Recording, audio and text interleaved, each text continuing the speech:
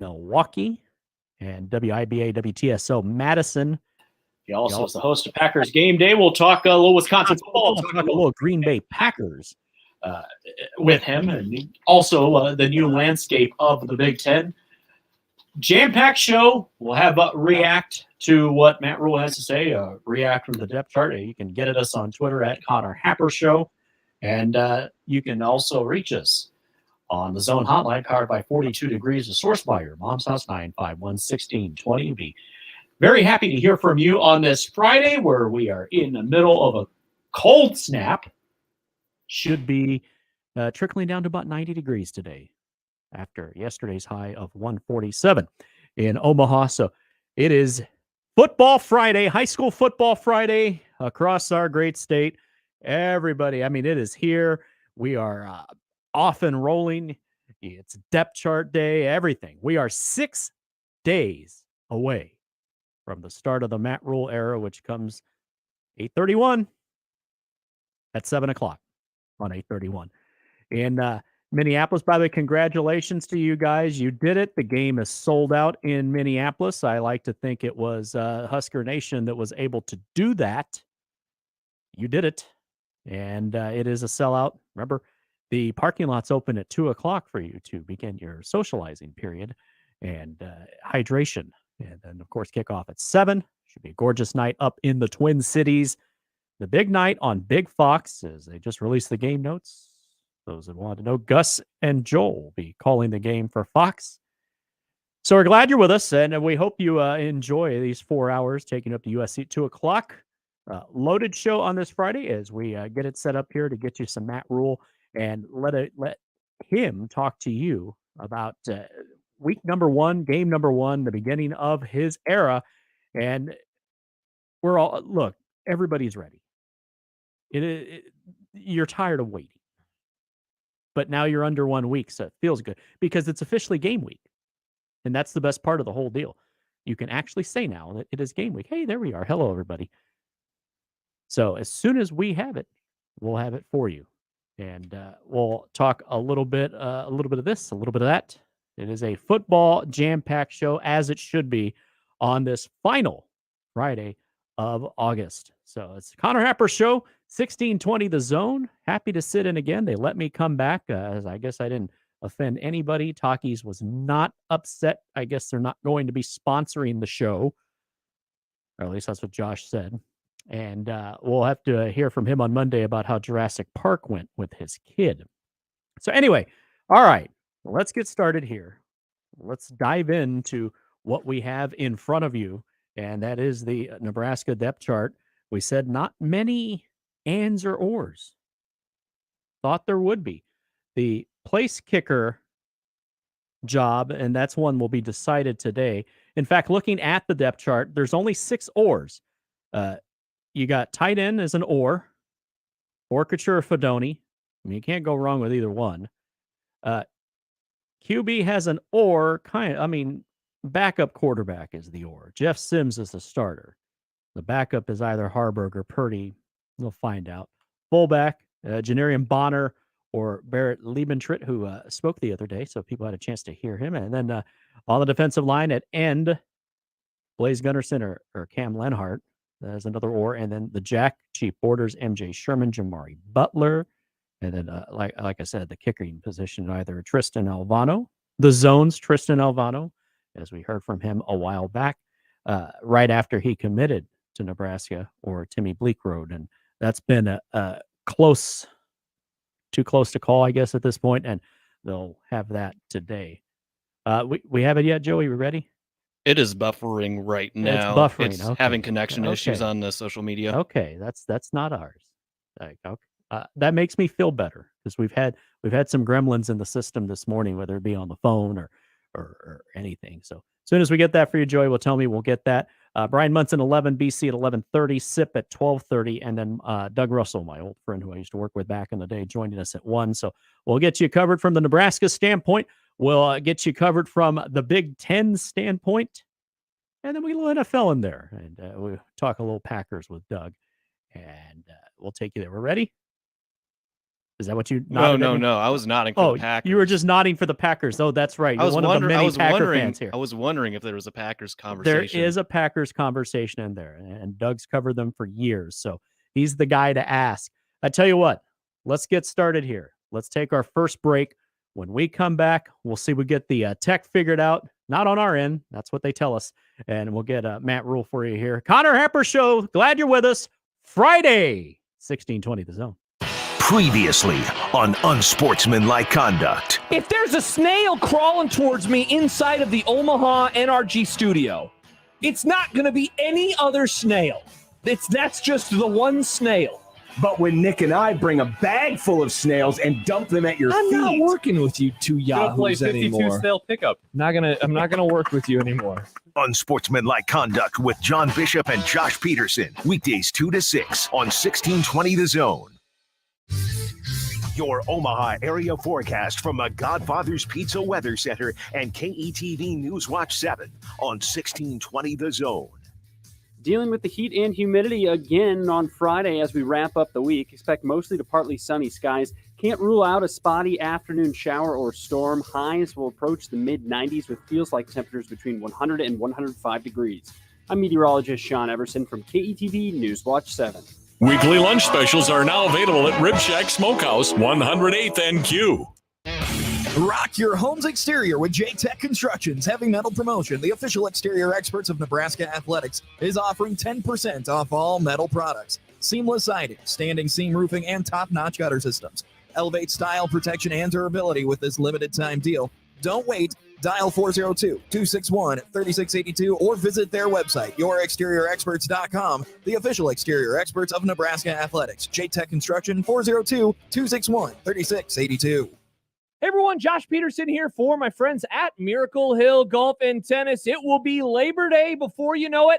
And if you do not have any plans, get signed up right now at miraclehillgolf.com for their Labor Day 4-person scramble. Only $320 for you and 3 others. As always, the golf, the cart, tee gift, prizes, you'll get fed. Plus, you'll have an awesome time. Sign up today at the website for their Labor Day 4-person scramble, miraclehillgolf.com. The brand new Dollar General Distribution Center in Blair is now hiring. Starting wage is up to $22 per hour with benefits including medical, dental, vision, 401k, and a $2,000 sign-on bonus. Apply today by texting DG Warehouse to 25000 or online at dollargeneral.com/careers. Again, apply today by Warehouse to 25000 or online at dollargeneral.com/careers. Dollar General can't wait to have you become a team member at their brand new distribution center. Happy birthday to us. That's right. We're turning 50 this year, and we're celebrating with you. Introducing my new birthday cake streusel, topped with vanilla cake and crunchy streusel, a swirl of white icing, and showered with rainbow sprinkles. Paired with our classic combo, the one that started it all, and your favorite one-topping pizza. Happy birthday feast. One today. Godfather's Pizza. Do it. Nick Handley here for DJ's Dugout. This year just feels different for Nebraska football. There's a renewed sense of excitement for a winning season. And when it comes to watching Nebraska football or your favorite pro teams on game day, DJ's Dugout is truly an Omaha tradition to gather with family and friends. With DJ's huge media walls, great food and service, you can feel the excitement. For watching football, DJ's Dugout rules. Locally and Vietnam veteran-owned, dig in at the Dugout. August 25th at McDonald's is Big Red Friday, when you'll score a limited edition Husker flag for $5 with proceeds benefiting your local Ronald McDonald House. And what exactly should a Husker fan like you do with a limited edition Husker flag? Attach it to your cornhead hat and wave your head around. Drape it over the giant M structure you installed in your yard. Place it in the hand of the Herbie Husker statue on your roof, or fly it from the van you just converted into a corn cob party bus. Oh, the decisions. Husker flags, Friday, August 25th at participating McDonald's while supplies last. Equitable Bank. We take banking personally. EquitableOnline.com. The Zone Hotline is powered by 42 Degrees. The Source. By your mom's house.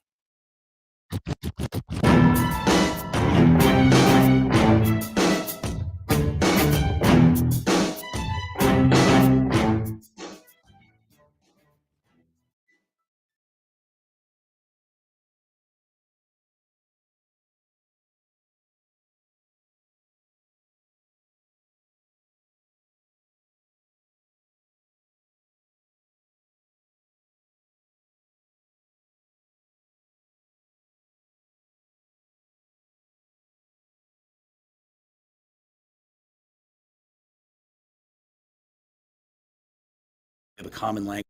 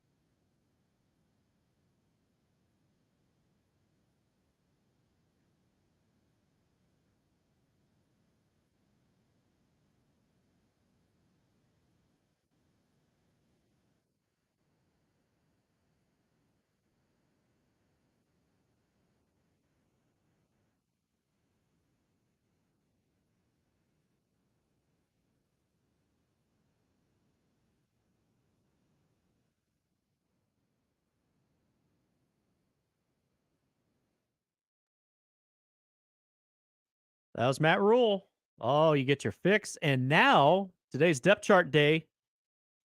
Sunday's Black Shirts Day. Oh, and we can unwrap that on Monday and talk all about it. So we got everything covered and some great stuff in there, lots to unpack and talk about. And we'll obviously do that with our guests coming up later. We have Bryan Munson at 11, BC at 11:30, Sip at 12:30, and then Doug Russell from Milwaukee at 1. I probably won't ask him about that, but he does have Nebraska ties. So we'll tell you about that, or he'll tell you about that later. But very interesting thoughts from Matt Rhule, obviously, and a interesting question at the end, talking about opening on the road, and they're playing 2 road games to start the season versus if you had that home game in week 1 right away and the build up to that. And I've been around teams in my own career where I get what he's getting at. There is just something different about being on the road where it is you against the world, sort of a bunker mentality. And that's where the bonding begins. That's where that closeness that you're trying to achieve. Look, make no mistake, it's great to play at home, especially at Nebraska. It's as good as anywhere in the country. That's just, I've always felt that way. And obviously, I'm not even close to the only one that feels that way. And we all know what you guys feel about that. And he said right after the question, and it's true, he coached at Temple, he coached at Baylor. They obviously didn't draw well at Temple and at Baylor.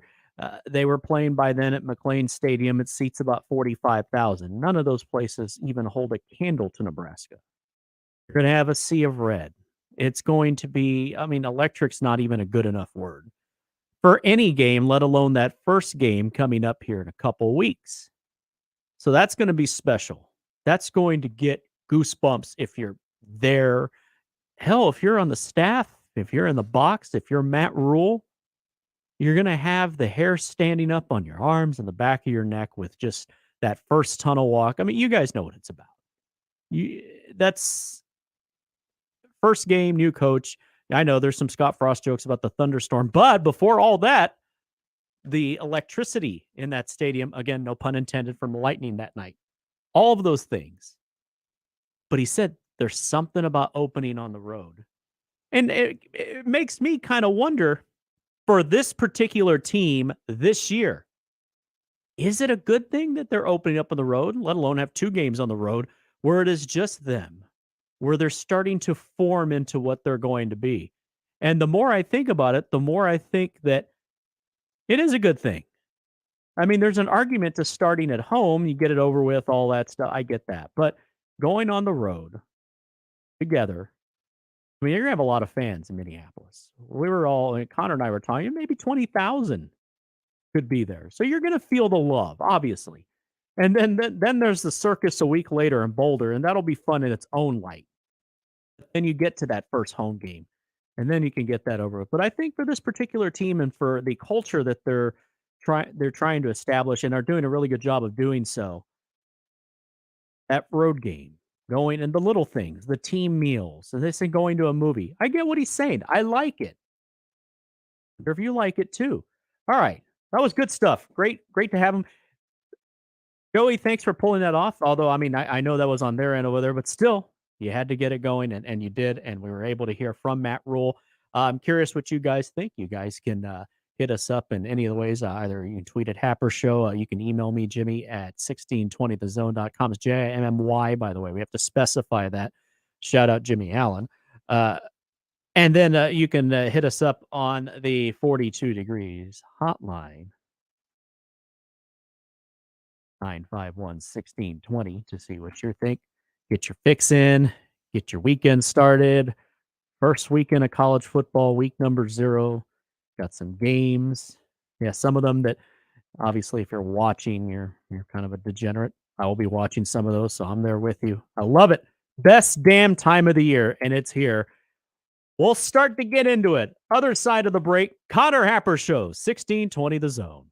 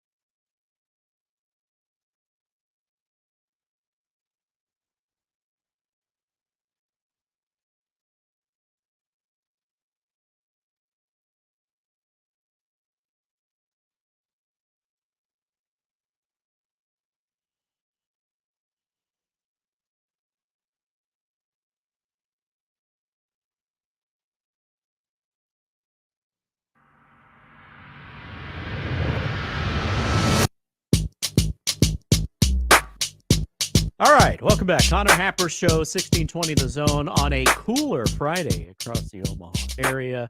Yesterday we talked about that. It was 88 degrees when I arrived at the station at 5-something. That's just ridiculous. When I left the station yesterday, my car said it was 108, and I thought, okay, well, that's got to be wrong. Yet every marquee on the way home was no lower than 105. Then I realized it's not wrong. That was correct. And the official high at Epley was 104. It was something, but yet Gary made a good point earlier. It didn't feel as bad as the couple of days before. Either way, we're trending in the right direction now. And we've talked about volleyball day in America next Wednesday, still looking low 80s, low 60s. No precept light wind. Cross our fingers. I know. I don't want a Josh Peterson in here. Although I'm off the hook because he went and did his special, and he guaranteed no more 100-degree days the rest of the year. And so you can pretty much bank that we will have a 100-degree day. And I do remember late September last year, we had a couple of them. I remember being at the pool, and I was like, well. I remember that Nebraska Buffalo game a few seasons back, and I was sitting up in the 600 section. I had to wear my bucket hat, just dripping in sweat. I had to drink like 3 bottles of water. Not a fun game. No. Yeah. Before I forget, because we didn't get a chance to talk about it before the end of our show this morning, the great people from Cross Strain Brewing were here. The new NIL beer from Nebraska and the Cornhead Lager. Not that my opinion means anything. Fantastic. So they are rolling that out quickly. Doug, who was here, the GM, talked about how they will be on tap in Omaha and then Lincoln and the Haymarket District. So if you get a chance to take in some of that over the weekend, going to be a beautiful weekend across our area. It really is going to be close to 80 tomorrow. It's be a great weekend to get out and you watch football, do whatever you want, get ready before college football really gets going next week. But yeah, if you try it, I think you'll like it. And if you don't, well, then I'm sure lots of other people like it too. So anyway, that's my endorsement for it. It was really good. But now we roll on. Lots to unpack there. First, Matt Rhule press conference, officially game week presser. And I like what they're doing. It was about 30 minutes of Rhule, and you get everything you want. And he's exactly what you would expect on a game week. You can tell how happy he is, how excited he is to be where he is. And he said a lot of really good stuff in there. And one of the funny thing is it bothered him that Coach Satterfield said that last week's practice was lethargic. It was 110 degrees as the team battled. And Matt Rhule did talk about how, the heat's good. It's all right. It's kind of building you up and getting going.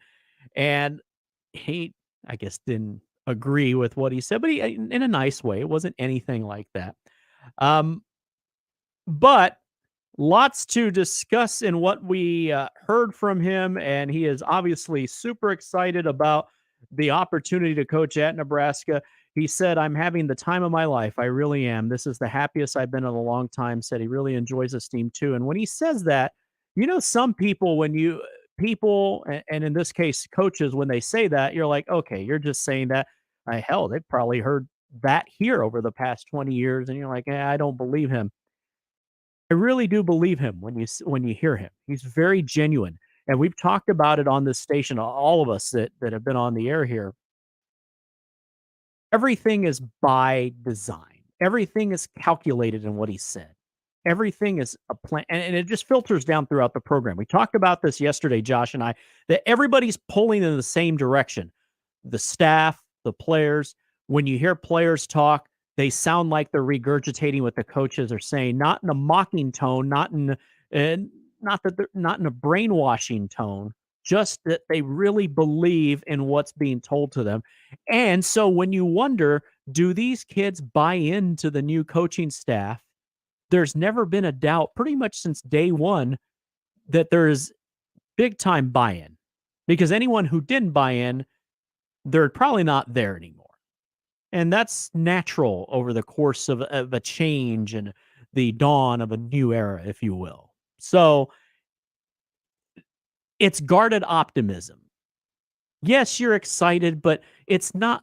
And this is where I really admire and respect how they've handled it. It's a delicate, a fine line when you come in and you're saying all the right things, but you're not saying it to a point where people are saying, well, you're drinking the Kool-Aid. People around here seem to be guardedly optimistic, but they've been burned so much over the past couple of decades that you can understand their trepidation. But at the same time, you can't help but get excited because here's somebody who has the pedigree and the history of he's turned around bad situations, obviously different circumstances, different at Temple, much different at Baylor than what you have at Nebraska, but they all have something in common is that it's fractured, needing to heal. The difference is he's never had the resources and everything in his corner like he's going to have at Nebraska. To where if he gets it going, I wouldn't call Nebraska a sleeping giant because I just don't think and maybe it's just a product of my age and when I grew up. I'm 40. Like Mike Gundy, I mean, I guess I'm a man. I'm 40. I'm not a kid. So come after me. But I just still never think of Nebraska as sleeping. I know they've had a bad last several years. I really do. I know they were 4-8 last year, but I still think at the end of the day, it's still Nebraska football. And that's what Matt Rhule has to work with so that once he gets it going, and that's why I'm excited to watch how this year plays out. There have been past years where the way they look in week one, they look the same at the end or even worse if they've regressed. I think it's very much going to be the opposite this year in that where they are in week one will have no resemblance of where they are when they take the field on Black Friday against Iowa. And that's what you want. A team that continues to, and I know health is the key. That's going to determine everything because if this team is riddled by injuries, that changes everything because the depth is not exactly going to be where it's going to be here in the coming years. But if it's a healthy team, and this is why we've said, Gary and I have said, I think Nick has said too, we really believe 6 wins, and we're not the only one. That's a bowl game, obviously, which is huge. The extra practices, Husker Nation will flock to wherever they go just to get a feel for that bowl trip again. And we were talking about this yesterday. Bowl trips where Michael Bruns was saying it doesn't matter. You could be going to the badboy.com Gasparilla Bowl or the Quick Lane Bowl in Detroit. It doesn't matter. People want to go and take in a bowl game. Bowl games are fun no matter where you go, and especially if your team wins. The only time it's maybe not as much fun is if they really stink up the joint. I don't think that would be the case here, but 6-6 does get you there. Gary predicted it. I agreed with him. The guaranteed rate bowl in Phoenix, you'd sign up for that. You would go to Phoenix over the holidays. I hear it's nice that time of year. Joking, I've been there that time of the year. I can confirm it is nice. But we're not the only one. Apparently, it is catching on. Stuart Mandel predicts 7-5. We had Stu on yesterday on the morning show. He predicted 7-5. Hell, that's a better bowl game, 7-5 versus 6-6. But a lot of that is the respect that people have for Matt Rhule because of what he was able to do. Yes, I know there were different situations before anybody says that, but I always go back to what he did at Baylor. And people forget just what a bad situation he walked into there. It was so bad. They were 1-11. Their only win was a 38-9 thrashing of Kansas, which was worse without the scandal. That was David Beatty's Kansas, not Lance Leipold. There was dozens in the stands that day in Lawrence, but Baylor was playing all their freshmen and saying, look, we know we're going to take our lumps this year, but we're going to grow something. And by year 3, there were some bad dudes. He had them in the Big 12 championship, in the Sugar Bowl, and they were definitely on the uptick that Dave Aranda was able to inherit a pretty good program from what Matt Rhule inherited after the whole Art Briles scandal, and then 1 year of Jim Grobe as he was sort of a placeholder to calm the waters there. And obviously people know how Temple was perceived, and probably still is to this day. I mean, they were kicked out of their conference for football. But at Nebraska, you're walking into none of those things. Yes, there are some things that have not been good over the past several years, and that's fair. But you have, it seems like, and he says that, he said it several times, he loves this team. He loves this group. You see it in all the content that is put out on social media. The look in, beautifully done. The last episode, if you haven't had a chance to check it out yet, do so. Enjoy his 5-6 minute talk about red shirting, and you kind of get the idea for what he's trying to do. This isn't something he's saying, hey, I'm here for a quick fix and then I'm on to the next thing. A lot of us think that if things go the way he wants it to go, he'll retire at Nebraska. Then where else are you going to go? Your only argument at that point would be like, well, would he ever go back to his alma mater? I don't think so. I just think when it is how we were all accustomed to, there are a few more special places in college football than Lincoln, Nebraska. So, yes, even though I said you don't really say this, it is a sleeping giant. And it's not going to take much to wake it up if that happens. So there is reason for excitement. And not just because it's the first football game, the start of the season. It's because, and it's why there's guarded optimism, because they've said and done all the right things, and all signs point to it being that case. The coaching staff on the same page as the head ball coach. The administration has had complete buy-in from everybody. So you should be excited. But I understand why some feel battered, because you've gotten your hopes up before. Hell, the last coach, you thought, okay, not everybody, I can say. My wife didn't even think it. She was right. She will tell you this, and she should flex on this, that I don't think this is the guy. I know it sounds good, but I don't think so. And then it ends up playing out that way. But this guy, Matt Rhule, I really do think is the right coach at the right time and the perfect fit for this job.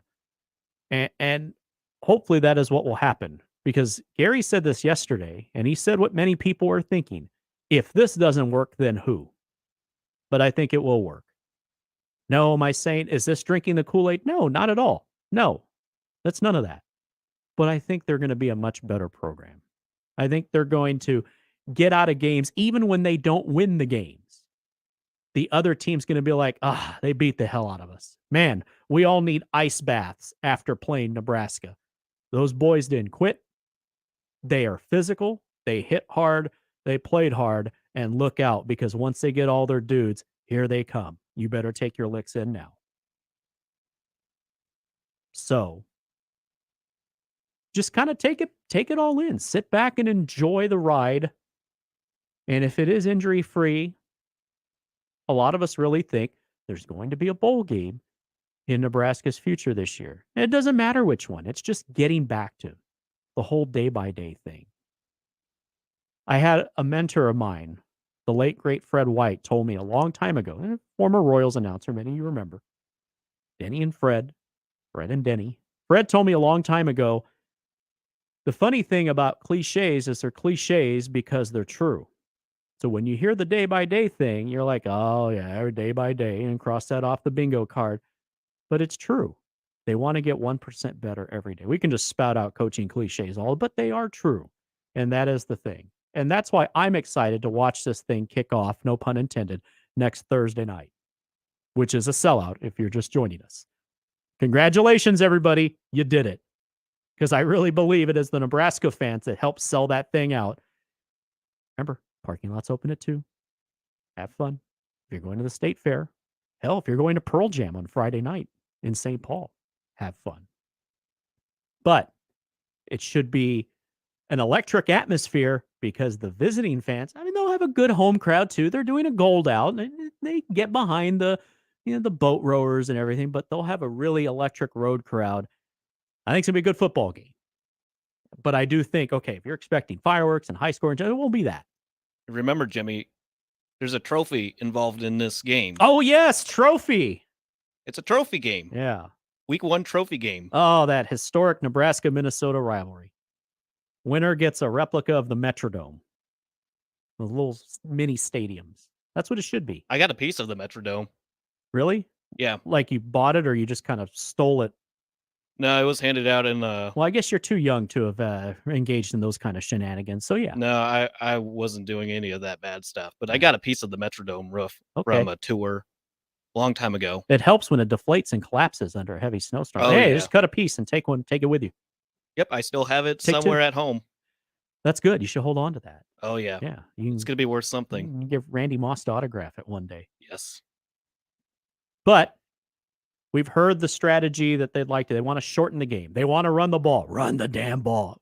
Got to get it in. You're able to do that. And obviously we now have the depth chart out. Gabe Ervin, Ramir Johnson, Anthony Grant, and Emmett Johnson. And the funny part that Matt Rhule talked about, the oars, it's alphabetical.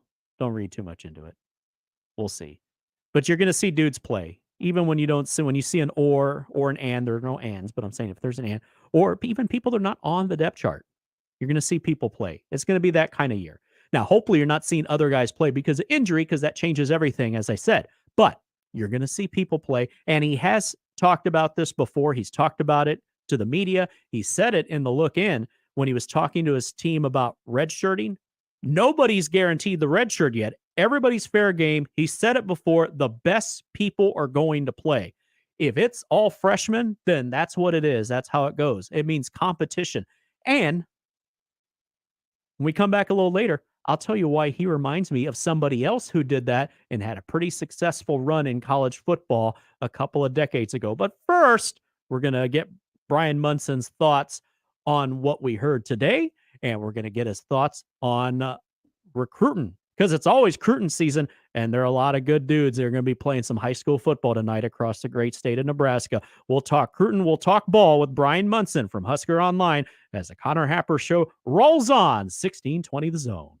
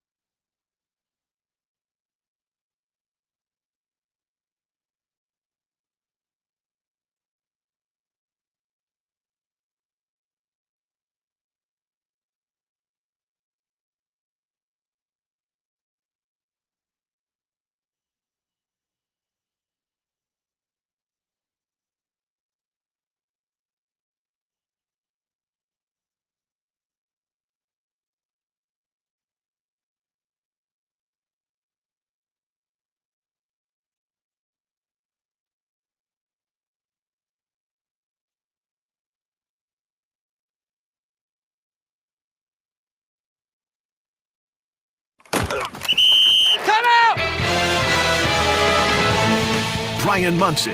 Hey, long call. Comfy left zoom buster. 63 bang. Z Maui. Alert. Paradise Z Burger Y Wrap on one. Husker Online on the Connor Happer Show on 1620 The Zone.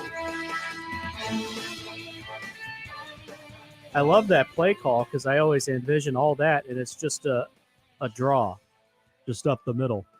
Welcome back, Connor Happer Show, 1620 The Zone. Jimmy Chavez sitting in for Connor. Connor back on Monday. Joey's with me. He's sitting in for Josh. Josh also back Monday. And on the 42 Degrees hotline, it's Bryan Munson who's sitting in for Bryan Munson today. So, Bryan, we do this again, and it's happy depth chart day happy depth chart day to you. How are you celebrating? I am celebrating by reviewing it and taking some notes. I literally was jumping from a call from my other life and getting some updates here on the press conference and the depth chart. But I don't think there's too many surprises. Obviously, I think Marcus Washington not being on there and not being a go yet. But I just there have been so many great things out of camp about Alex Bullock and IGC has got his props, and I think Billy Kemp is going to be really the workhorse of that offense. So I don't think I've seen. I mean, Cameron Lenhart being part of the first team defense, or at least a 1A, 1B guy with Blaze Gunnerson is amazing. I mean, his story, just what a remarkable story to where, he decides he's going to go ahead and cut bait with Nebraska in September and takes Matt Rhule to kind of come back to him and circle back to him in December. And then the fact that he was, getting pursued by other schools all the way up to like the 11th hour during the dead period, the quiet period before NLI, and just what a fantastic story. Because I couldn't imagine the kind of hole that would present, in the defense if you didn't have a guy like that there. And he's actually it's really going to be interesting to watch him develop over the coming years as well. Not just see what he can do this year, but I think it's really going to be interesting because he's such a strong leader and so mature, and it came from that IMG Academy where you were essentially running in a college football program anyway. So, and I like the fact that also that some of these portal guys are already getting plugged in and are ready to go. That's going to be a huge boost, I think, to things on both sides of the football. Talking with Bryan Munson, and that is one thing you talk about leadership.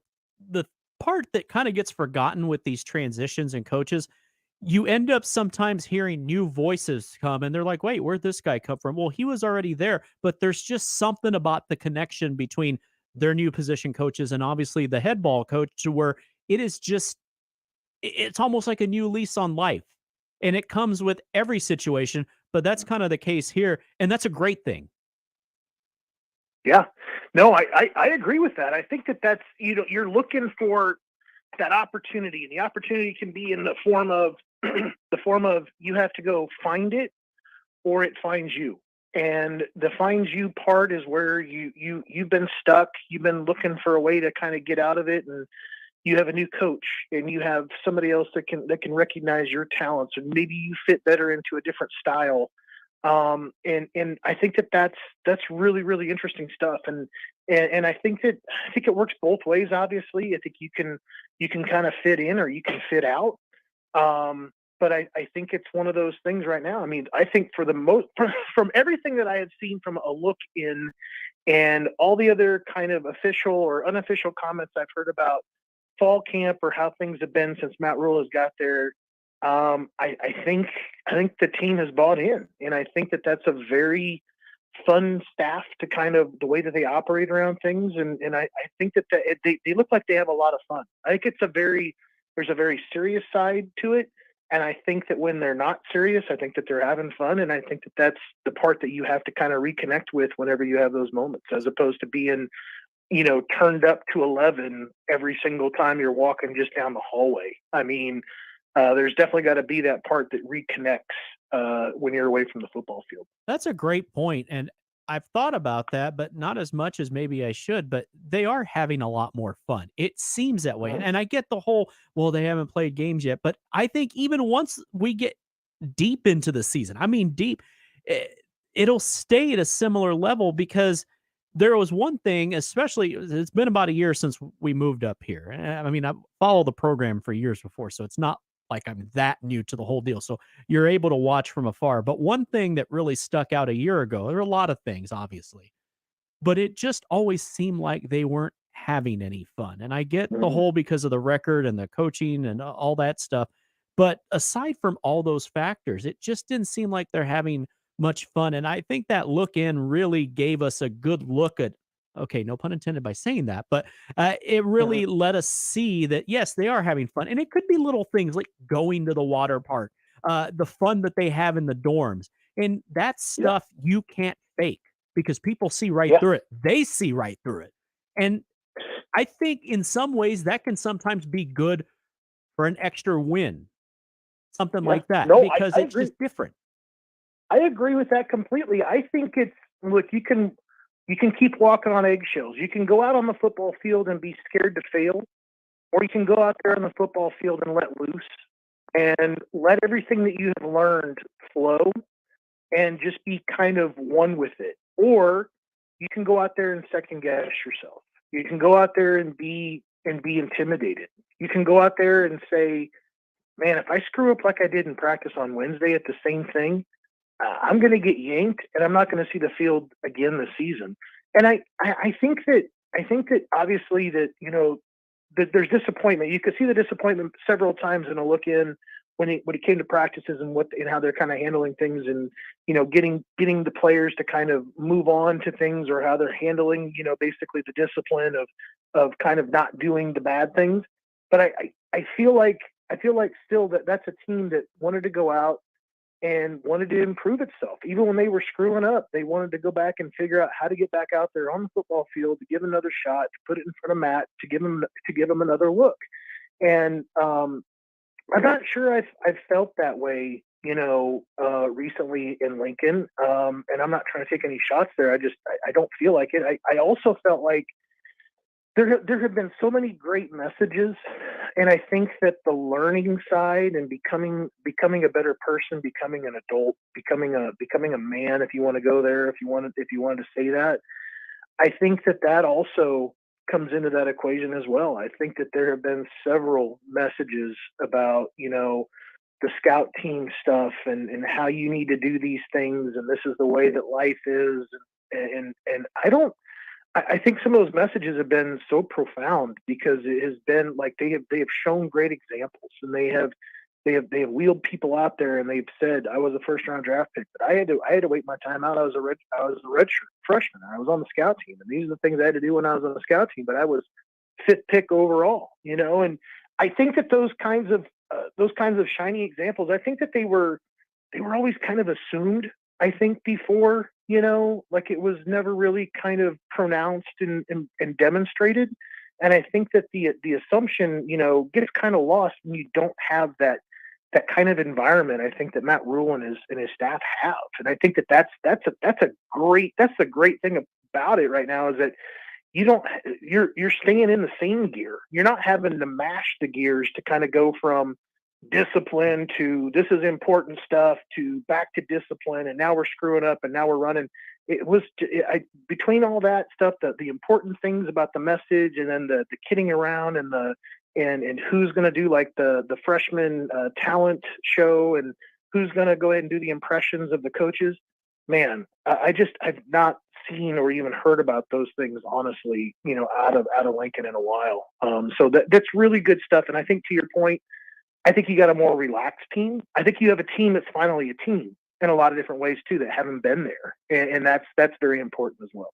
That's a great point, because I kind of took that from watching the 3 parts of that series, and that without being there and not knowing for sure, I'm just going out on a limb and saying, I don't think they've had that vibe for some time. And these are a lot of the same dudes. So that says something, and it's authentic. And you bring up a great point here. You bring up a lot of great points. Let's just be honest. But one that really sticks out here, we were watching this at home as a family, me, my wife, and the dog. And then, so we're talking and stuff. But then you get to the middle when he does the demonstration about redshirting, and you could hear a pin drop in our living room, because we were so mesmerized and drawn in to what he was saying, he being Matt Rhule.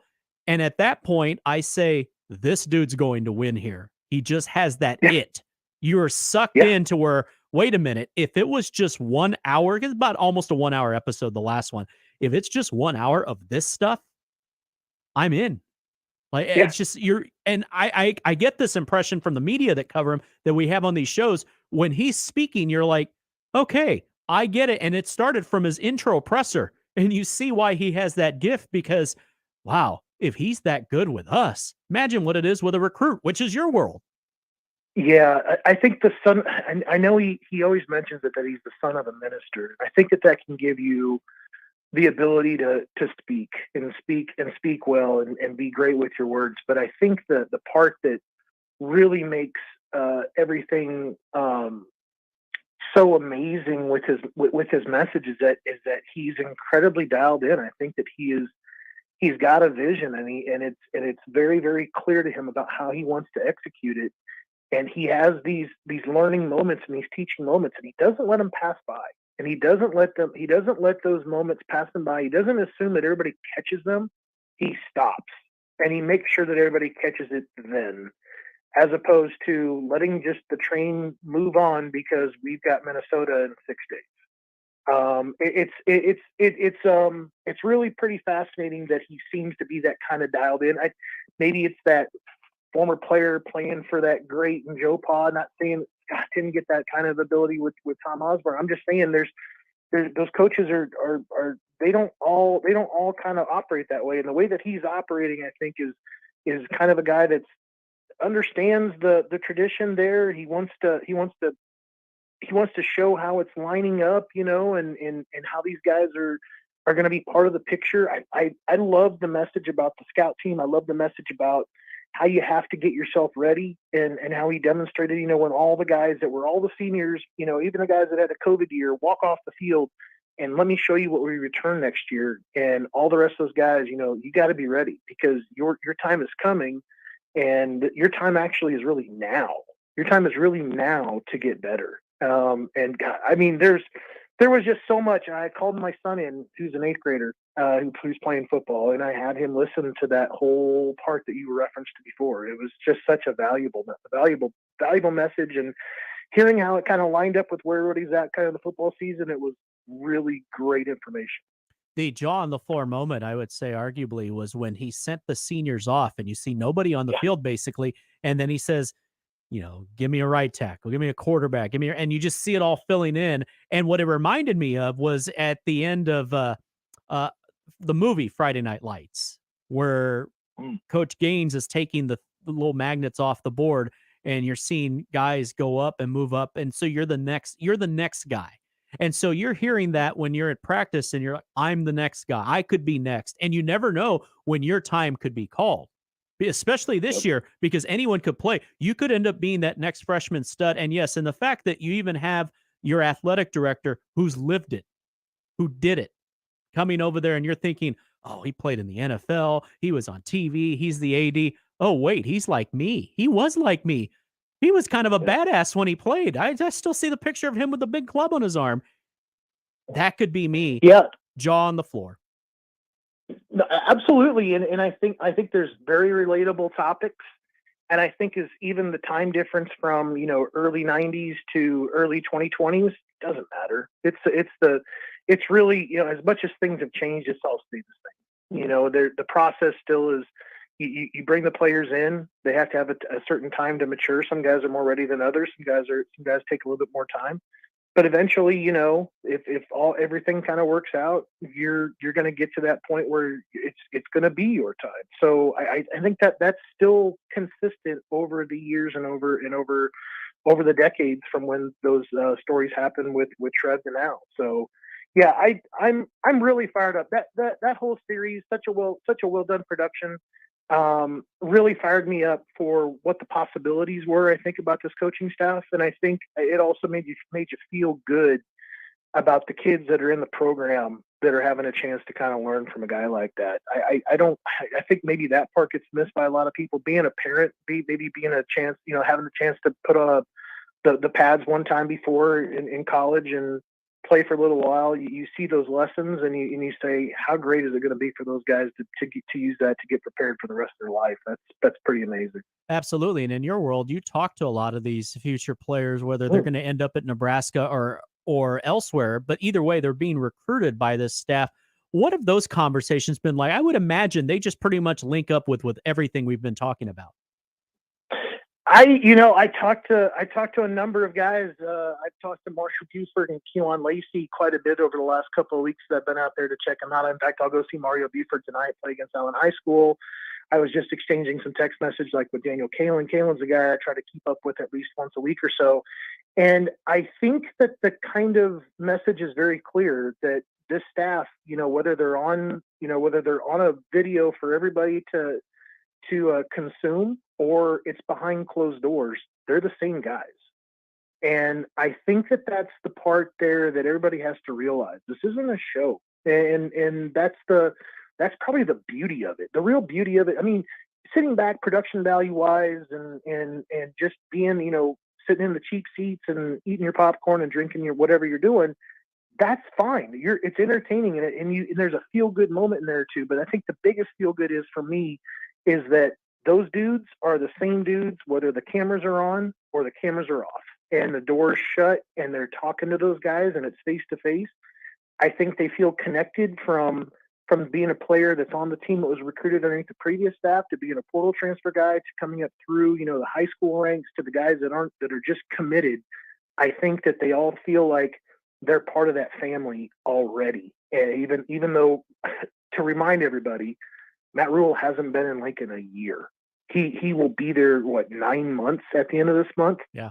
It's pretty tremendous what he's been able to do in such a short amount of time in Lincoln. Yeah, it seems like all the chaos of a year ago was 4 or 5 years ago, which is really saying something because those years drug on, and it seems like the past 20 years have been 40 years. And so the fact that he's been able to do that in 9 months, and you talk about Danny Kalen. Yeah, how about this game tonight in Omaha North and Bell West? You have 5 dudes that are committed playing in that game. You have Kalen, you have Isaiah McMorris, Davon Hall for Weston, Donovan Jones and Tyson Terry for North. I'm just going out on a limb and saying people that don't have a dog in a fight in that game are going to want to go check that out just to see, hey, and this happens. People will go watch, well, this guy's going to go play at Nebraska next year. We got to go watch him play. That's going to happen. That's exciting stuff. Yeah, and the week after, you get Bellevue West and Westside. Yeah. You probably go show up now and camp out. You probably need to. I think that there's some really. I said this to somebody over the message board. I think I'm really hard pressed to find 2 back-to-back years. Looking at the 2023 guys, looking at the 2024 guys.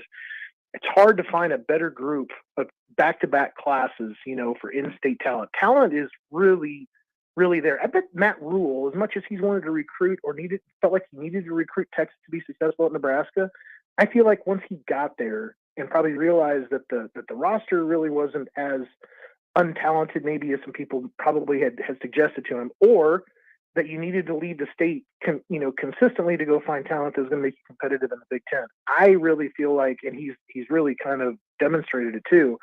I think he's been pleasantly surprised with the talent that is there in the state. He's really dedicated himself to keeping those guys home, going back to the very first, junior day that he kind of hosted back in December with all the in-state guys. And when you look at, other evidence, like the Super Six, the World Herald had released or whomever, those guys are all for the most part, staying home. So it's obviously get out there and enjoy it. I know it's a little warm down here, but we're going to go do it anyway and watch Mario Buford tonight and several other games I got kind of circled in the future to kind of go out there and check out. But these guys will be up in Lincoln playing someday on the field on Saturdays, and kind of fun to see them before they ever get there to play to put on the red and white. We'll get you out of here on this, Bryan. You talk about guys you're going to watch this year. Is there anyone that you're most excited to watch in this senior year that's already committed, or is it maybe a group of kids now? Yeah, I wanted to really see Keelan Lacey because I wanted to see him healthy. I saw his film last year, and I knew about him at Lancaster before Nebraska really got interested in him. And his film last year showed basically promise, but he was so dinged up. Going back to the scrimmage against DeSoto, he was dinged up. And I have seen him already this fall look tremendous. It's a 10-7, 100 guy. But I wanted to find out if he was just a speed guy or if that was really a guy that, could do other things. And he can do a lot. He's going to play slot. He's got a bowling ball quality to him that I have mentioned before. But there is one guy. He's a 2025 player. He is at Mario Buford's school, and this is a guy I'm really looking forward to seeing tonight because he didn't play last Thursday in the scrimmage. His name is DeAndre Wright, and he has an offer from Nebraska. He's a running back for DeSoto, and they held him out last week because they want him to stay healthy all season long. I have been hearing things since spring about how special this guy is. So if you get a chance to stream DeSoto, sometime this fall, or if you're in the Dallas Metroplex, you can go out there and watch him play. I'm hearing more and more about DeAndre Ryden, the high school junior at DeSoto High School. I grew up down in Texas, so I know all about the lights, and it is legit. It is the real thing, and people say, "Oh, that's just drama. They're just making that up for a sensational." No, it's the real deal. I mean, it's a real deal.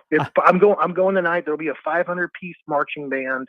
It's the second largest marching band in the world to only one other place in Tokyo. So the pageantry and the lights and the game and the physicality. You really wouldn't even know that you were at a high school game once you go sit down. Yeah, I went to a quote unquote small 5A school in San Antonio that had an enrollment just shy of 2,500, and we were one of the smaller schools in that. You get in the playoffs, you go against schools 5,000, 6,000, 7,000. But I always said this, and this is where it relates to people up here. Our high school was the equivalent of the college that if they get to a bowl game, 40,000, or they're going to buy all the tickets and then some, because they would travel everywhere to go see them. It's the best. And so that's why I always believe that there's nothing better than this time of the year. Bryan, that was awesome stuff. Enjoy the high school ball tonight. And hey, it's game week. Happy depth chart day. It is game week. It is game week. Have a great weekend. Good talking to you. You bet. Talk soon. You too. Bryan Munson, Husker Online. Take a quick break. Hey, BC, later on this hour. Connor Happer Show, 1620 The Zone.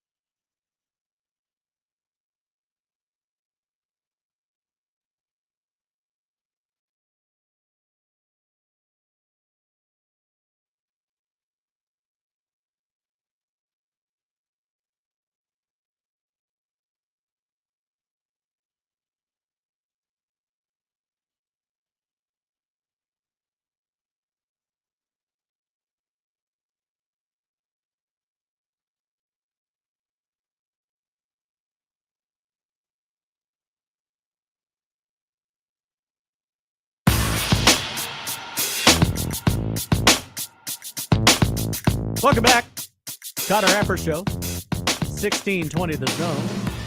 Jimmy sitting in for Connor. Joey sitting in for Josh. Both of them will be back on Monday. You've been warned. Connor, everything Josh and I talked about yesterday about Connor's experience in New York, I can speak for him where it lived up to the hype. He had his chicken parm. It looked delicious. I'm all about the food pics. I know some people are saying, oh, you don't have to post everything you eat on social media. Then don't look at it. It's that easy. Or mute or any of those things. I'm here for your food pictures. I like to see them. And not just because I'm really hungry right now and it's lunchtime. Even when it's not lunchtime, I basically live meal to meal. That's how I work. All right, in the Equitable Bank inbox, because I don't want to forget this, John. Thank you, John, for the email. Didn't get to you yesterday. I apologize, but this one's a good one. Talking about Nebraska going to a bowl game after 6 losing seasons. If Nebraska makes a bowl game, especially if it's in a warm location, there may be a record number of fans that travel to that game. I'm with John. I agree. People have that money just itching, just burning, wanting to follow the Huskers to a bowl game. Many people grew up with that.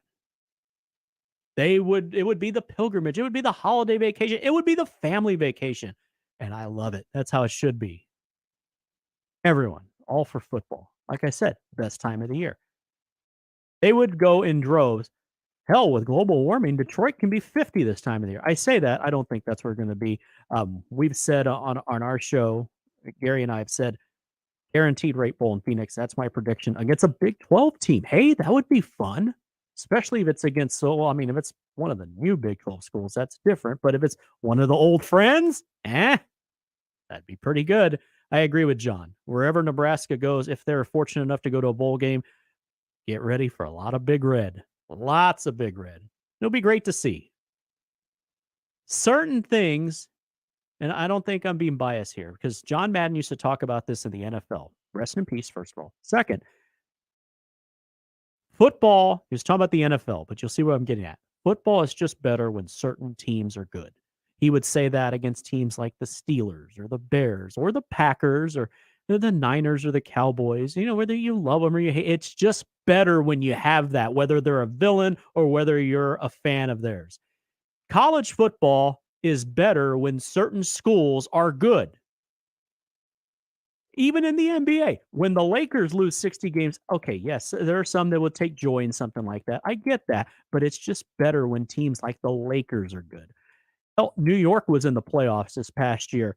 Madison Square Garden playoff basketball. Well, in college football, when certain schools are good, it's just better. Nebraska is one of those schools. It is just a little bit better when the Big Red is traveling in droves to a bowl game and taking over the place and essentially making it a home game for the Huskers. If Ohio State suddenly was 2-10, yes, there are some, especially from the school up north, that would revel in that, but there'd be a part of you that it's sad. Now, maybe I'm wrong here. In the mid-90s, when Nebraska played Oklahoma, and they beat them 77-21 in 1996 or 69-7 in 1997. Yes, you're excited. Yes, you enjoyed the hell out of it. Of course you did. But there had to be a part that was like, well, we want to win, but man, it means that much more when we win and they're good too. It adds something to the fuel to the fire. And you see what happens in 2000 and 2001 with the two teams playing at a high level, and that 0-1 game and going way down a rabbit hole. Still one of the best just football games I watched. Pageantry and the two great teams out there just slugging it out. And you didn't know who was going to give. And then, of course, you get the famous play. Famous trick play that breaks the game open, essentially wins Eric Crouch the Heisman. But those are the things you remember. The point is, when certain schools are good, college football is just better. And there are not that many in that club, but I've always firmly believed that Nebraska is one of those. And you'll see if they make the bowl game. I agree with you, John. Lots of people will be going there. We said we would go. We would do double bowl games. That's the goal. My school, my wife's school, I'm all for it. The more football, the better. Just my thoughts. Take your thoughts. You can hit me up in my inbox, Jimmy at 1620thezone.com. You can get us later on the 42 Degrees hotline, 951-1620. But coming up next on said hotline, Bryan Christopherson, Husker 24/7. We'll get his thoughts on the Matt Rhule presser. We'll also find out how he's celebrating Depth Chart Day. If you're just joining us, it was released. It's out. Not many surprises, and that's not a bad thing. Boring is good. BC is next on The Zone.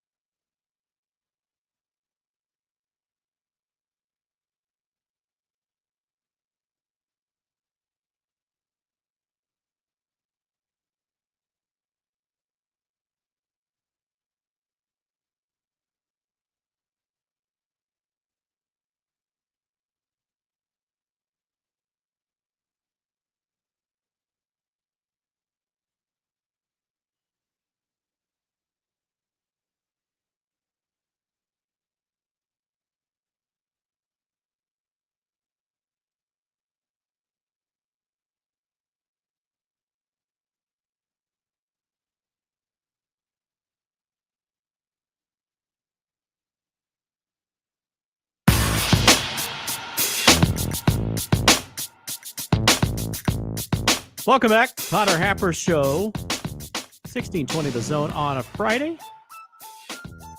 Jimmy Chavez here sitting in for Connor.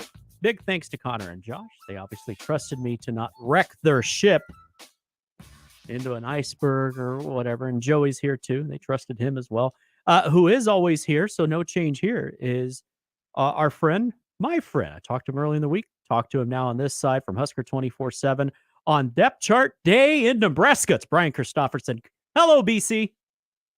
Hey, how you doing? I'm doing well. So we've established today's Depth Chart Day. Everybody's celebrating. Everybody's doing it in their own way. Everybody's different. And then we learned from Matt Rhule. We learned a lot of things from Matt Rhule this morning. Sunday's Black Shirts Day. Oh, all right. It gets its own day. So when anyone asks, well, when are they going to hand out the black shirts? Sunday. He said it. Hey, what do you take from Coach Rhule's first game week presser? It is here. Game week, 6 days away. Yeah. I think he's excited about seeing what his team has. I think he really feels they've had a pretty good camp. He's liked the buy-in all along, and now he made it clear like they have to maximize every minute of every day leading up to that Thursday kickoff. But they've improved a lot. He said just situationally, in very specific settings, which the coaches will throw them into. Okay, it's 3rd and 7, for instance, on the 32-yard line. What are we doing here? All these different scenarios. And there's certain stuff he said, back in the spring, I couldn't have thrown the ball down and it couldn't have been executed quite right. But now guys can, you can snap your fingers and it happens like you want it to. Now we'll see if that translates to the game. But for a team that's, trying to get over the hump and has actually been the dreaded close word, in a lot of these games over the years, there's the thought like, okay, if they could just have it together in those situations, when it's a clutch moment and everybody knows what they're supposed to do. They've been there before and they feel comfortable with it. You're sort of hoping that's how it plays out for this team next Thursday. So, I sensed he was pretty upbeat about where they're at heading into the game week, and they're pretty healthy too. That helps matters. He brought up and said pretty much early on that this is as happy as I've been in a really, really long time. And like everything else he says, when he says this, I believe him. This is not lip service. I really believe, and you see it when he comes out. He really is loving what he's doing. He can't get enough of it. Well, he's a guy who, he loves football, and I think he realizes he's in a place that loves it as much as he does. The way it's talked about, the way everything's analyzed, every quote his coaches put out there, people talk about. Maybe that gets annoying sometimes, but it also tells you I'm at a place where it's a big deal and there's a lot at stake in representing these people the right way. And so I think as he's been here the last 8 or 9 months and you listen to him talk, you can tell that he really enjoys the fact that, this is a place that cares as deeply as it does and takes it very seriously, the role he has to try to get this thing turned around. Cause it's, it's not going to happen overnight, but as Trev Albert said on his radio appearance earlier this week, it's go time for Husker athletics. In this day and age where the ground is shifting under your feet a little bit and you don't know where it's going to end up, you want your brand to be kind of checking along on all cylinders here in the next few years, and that of course football's at the top of that list. One thing that kind of gets overlooked, and I get this, everybody's like, well, yeah, but are they going to win? And yes, we're not ignoring that. But one thing that I think is very cool about what he's doing, because it matters, and he said it, and then he reiterated it again today. He talked about guys with high character, guys, raising people through his program. They're going to go on to be successful people once they're done playing football at Nebraska, in whatever walk of life they choose, just good people. And from your story, this is my favorite part.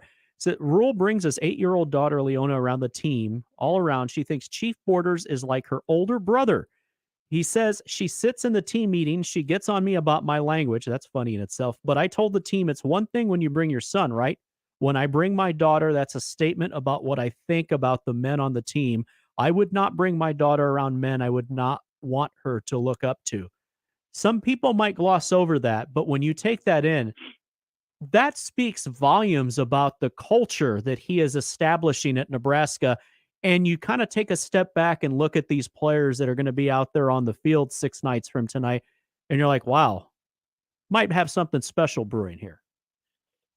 Well, that's the hope around here because, it's a fan base that craves it and deserves it. And it's a big piece is having that stuff together off the field and having togetherness, because there's going to be a moment next Thursday night when something goes haywire and things are looking a little bleak, most likely.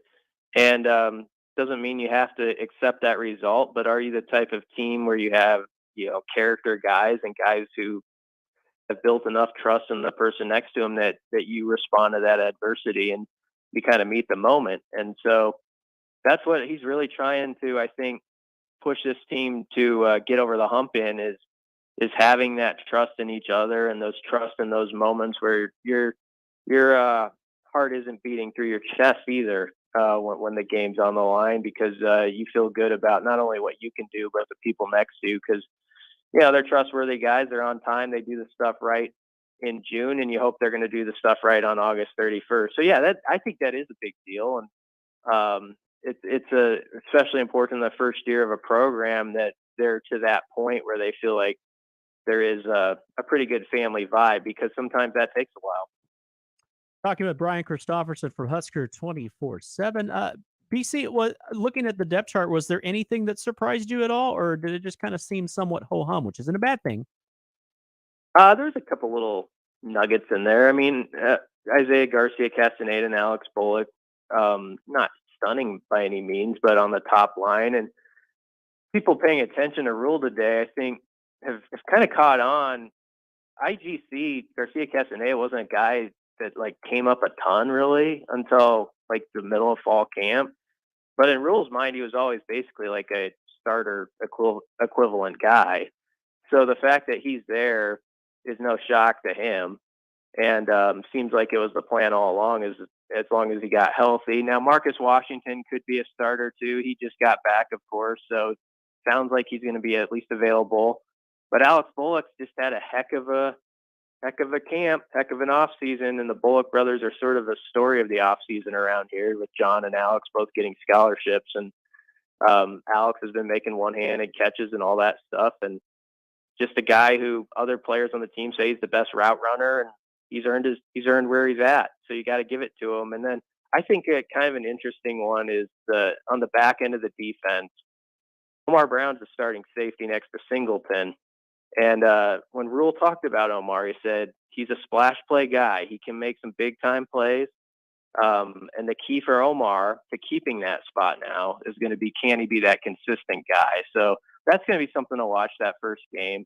You're going to have 2 new safeties. He loves Deshaun Singleton, loves him. Says he's just a freak physically, and the stuff that he tests in the gym now is translating to the field, and they have big hopes for Deshaun Singleton.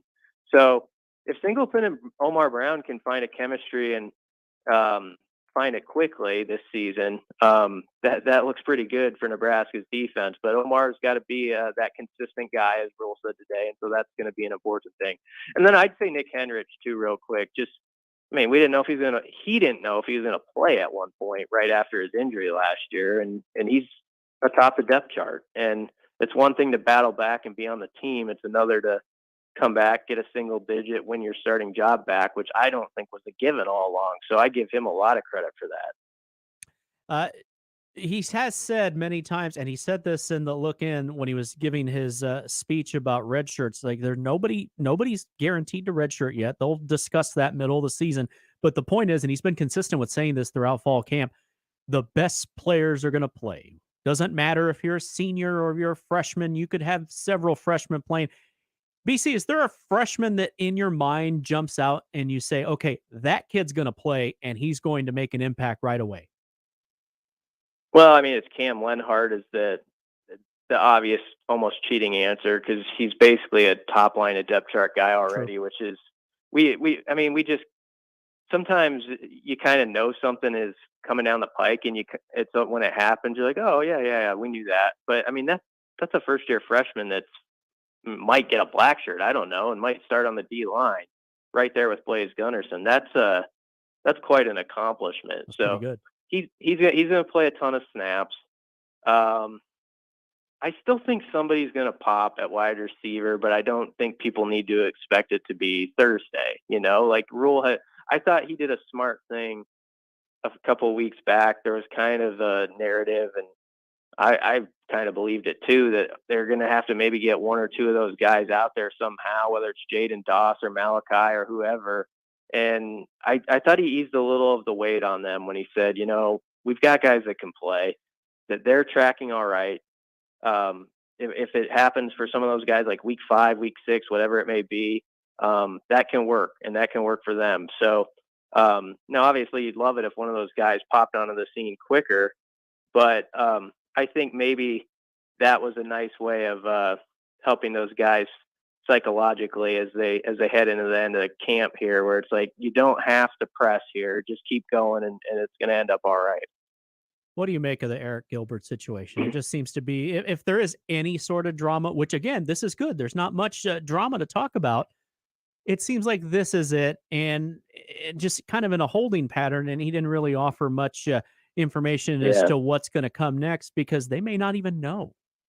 Yeah, the tricky part is there's multiple schools probably involved in it, is what I get out of it. Georgia probably has to have a say in it in some regard about how it was handled or how it worked there. And I think there's people at Georgia that are very much in Eric Gilbert's corner, but I can't say for sure if like when it push comes to shove how they're handling it from their end, what they say. And obviously was at LSU before that. So they probably have to check in with multiple parties.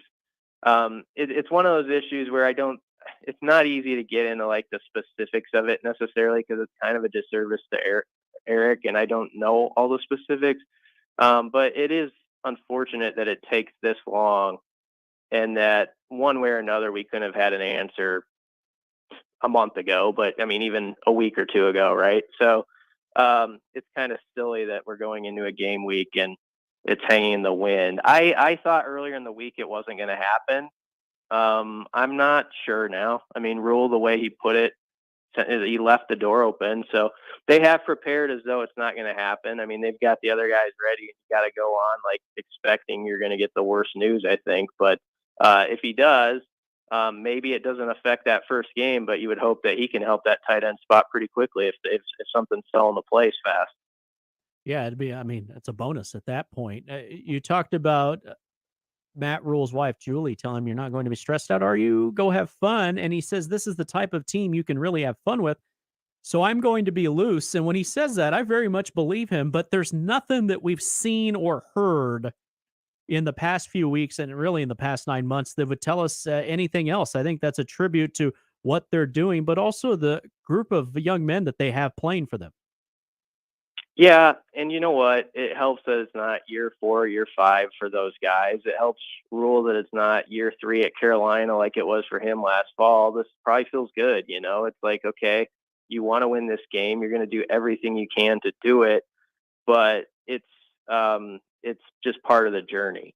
And I do think they've done a nice job of kind of setting it up like it's not as much pressure or as much talk in August as we've had the last 2 years, where it just felt like, man, what if they lose that game, that first game, right? When they played Illinois 2 years ago, and then when they played Northwestern. And of course, a lot of that was tied to if Frost could hang on. So this is different now, but I felt like Nebraska went into both of those games just tight as could be, because it became more than a football game. It became like, if this season's going to have any bearing at all, like you got to do it that first week to get this thing going right. And I feel like they've done a good job around here of not making it seem like that, while still knowing it's an important game, because every game's important, but also like, there's going to be 11 more of them, and this is going to be a process where they think they can be pretty good by the end. So you just keep trucking along. We'll get you out of here on this. The coordinators are going to be on the field, a little different look. And he was very honest, Matt Rhule was, that he says he would want to be in the press box if it were him in those positions. but he wants every guy to do what's most comfortable to him. And most importantly, Ed Foley's going to be on the field too. We just throw that in there just because. But much to do about nothing about having the coordinators on the field. I personally don't think it doesn't matter, to each their own. Yeah, I'm kind of with you. I've seen, we've seen really good ones in all areas on the field and the press box, and we've seen bad ones on the field and in the press box. So I don't know that there's enough data to prove one is better than the other. They're going to have Garrett McGuire up in the box, it sounds like, and that makes sense because he's just such a smart young coach. He knows the passing game really well.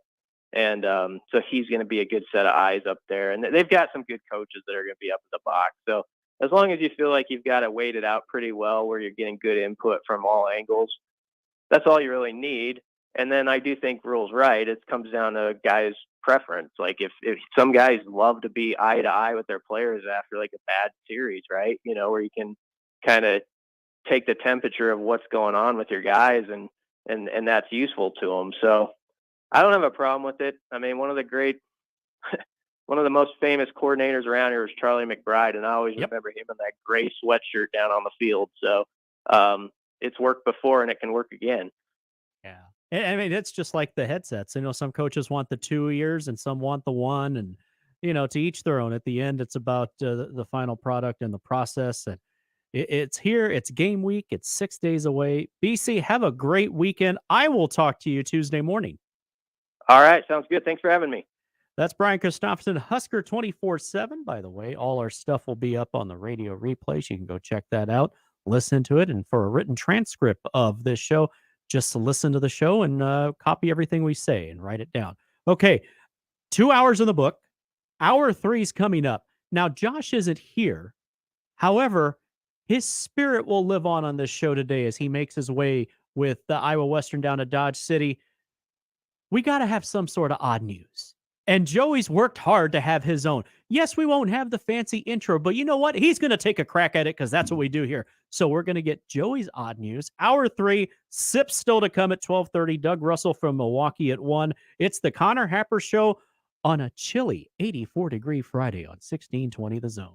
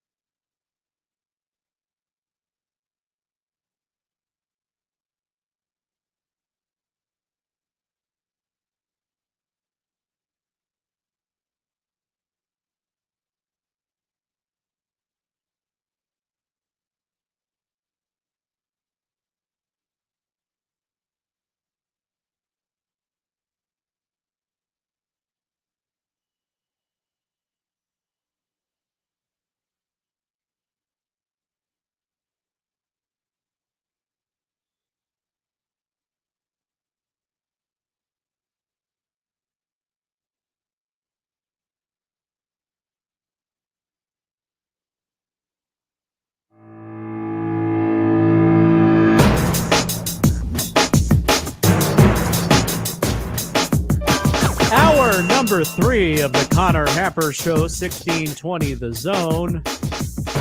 Or as I am reminded here, this is hour number, let's see, doing my math, not my strong suit because I have a journalism degree. This is hour number 7 of me playing radio. It's all right. If you say no, somebody else is saying yes. Happy you're with us. Jimmy and Joey hanging out in place of Connor and Josh, who will both be back on Monday. By the way, because we said this last week on our show, and we want to let you know these things too. Doing our little public service for our people to listen. A lot of great high school action in the metro tonight and everywhere. So in the Omaha metro, you're looking at kickoff at 7 o'clock for most games. We're looking about 92, still a little muggy. Nothing like it's been throughout the past week, and definitely nothing like yesterday where it was officially 104, but there are a lot of places around the metro that were somewhere between 105 and 110, and it was still very much hot at night. But tonight, for your kickoff, about 92, a little humid still, a little less humid, and then maybe about 85 by the fourth quarter of the games, and getting the low 80s, and then the weekend looks outstanding. It might not get out the 70s tomorrow and just be very comfortable. That's going to feel like November after this past week. So obviously have a good time. Be comfortable. Make sure you hydrate as well. You don't want to cramp up. All right. Let's do something here. So I love me some odd news. And Josh isn't here. So Joey, he warmed my cold heart by letting me know that, hey, I've got some stuff if you'd like to do something like that. I feel, why not? I'm not running a dictatorship here. I'm all open to ideas as long as they don't get us fired. Or, of course, we have a dump button so we can maybe bend some of the rules. So Joey has his own version of odd news. No, we do not have an intro because you got to graduate to that. But we'll just intro it by saying it now. So, Joey, without further ado, hit me with it. Let's do this. Let's see what you found. I have no idea what he found. None. Well, we could stick with the Wisconsin relation as you got Doug Russell coming in an hour. All right, let's crack open a Miller Lite. Might as well. So, Wisconsin Meat Company celebrated its 75th anniversary by making the world's longest meat stick, measuring 314 feet long. There was a video of the whole record breaking over in Wisconsin, and I counted the tables. They laid it out on a piece of paper on tables. It was like about 40 tables long. They were just walking from one side to the other. But Wenzel's Farms teamed up with South Carolina-based Devro, which makes the Culligan casings and films, to create a casing with the size and toughness to withstand the Guinness World Record attempt. And the completed meat stick was unfurled at Wenzel's Park in Marshfield. They whipped it out? Yep, they did. And it was measured and confirmed by a Guinness World Record personnel there. But yeah, I watched the video. It was like an 8-minute long video, and they just walked from one side to the other. It was 40 wooden tables. They just laid it flat. And then after the record-breaking performance, they served it to the spectators there. I would hope so. Because I don't know, you're not going to put that in the fridge for leftovers. No. And you got a lot of people there real hungry, kind of like you and me right now, Jimmy. They want that sausage, that's for sure. Well, that's quite the accomplishment. Yeah, I would say I love some Slim Jim's beef jerky. So if I was there, I would have definitely taken a piece of that. Of course, there are some that will probably say, well, it's more about the girth. It's not about the length. Anyway, yeah. Well, congratulations to that meat company. Sounds good. Next year, maybe they can do it again and then get a bun for it. Then you're talking. And it's Wisconsin, so obviously if you're mustard, but you can't do it without some sauerkraut. That sounds good. It sounds amazing. All right, hit me with the next one. Well, prepare to be disgusted because I got another food world record, and it's disgusting. Over in Sweden, a Swedish man participated in a contest by the Disgusting Food Museum, ate 13.85 ounces of fermented fish in 1 minute, earning him a Guinness World Record. And the Disgusting Food Museum in Malmö organized a speed eating competition for Surströmming. I'm trying to pronounce whatever the hyphen on the O. Yeah. A traditional Swedish delicacy consisting of fermented herring that has been salted just enough to prevent it from rotting. And the man... That's usually an attribute. The Swedish man that won is 71 years old. And I watched the video, and he was able to hold it down throughout the competition. I'm just amazed by that. At that point, you're hoping maybe they had COVID and lost their sense of smell. So like, oh, that must smell awful. Really? I haven't smelled anything in months. So Can't taste it either. Yeah, so his name will be etched into the halls and stories of his determination. It's going to be told for years, as one representative over there said. Let me tell you about what Grandpa did. Hey, look what your grandpa did. Yeah. He ate some disgusting fish. Yeah. Yeah. And also disgusting food museum. I mean, we should have something like that in this country. That would be, I would think. Yeah, because then that would be that one field trip where they tell you it's an exciting field trip. It's different. Oh, wow, where are we going to go? We can go to a theme park. We're going to go to a water park. We're going to the disgusting food museum. That happened to me in school. We didn't go to a disgusting food museum, but our teacher kept teasing us that, oh, we're going on a special field trip. We want to do something different for you guys. And this is in second grade. So you're thinking, oh, because you're getting a little older. So you're aware of, okay, a different field trip. Where could this be? You know what? They're taking us to SeaWorld because they would never do that before. And then we take the permission slip and we couldn't really tell what they were meaning. And before we get the permission slip to take home to our parents, we're told we're going to the landfill. Now, it's an educational experience. Don't get me wrong. But when you're in second grade, you end up pretty pissed. Wait, we're going to go look at trash? That's where we're going? Okay. Well, we're going to go look at trash, but then we're going to go eat pizza, right? We're going to do something else. We're going to go look at puppies, or we're going to go to a Spurs game. Nope. Just trash. Everyone on the bus. Make sure you grab your buddy. Either go on a field trip or just go randomly on YouTube, and you'll find something on YouTube. We didn't have YouTube back then. Yeah, back then. Then right now, nowadays. Yeah. Oh yeah. Kids are hashtag blessed now. They have the YouTube. No, they got the internet. We had the Game Boys still. Yeah, I still have one around. Yeah.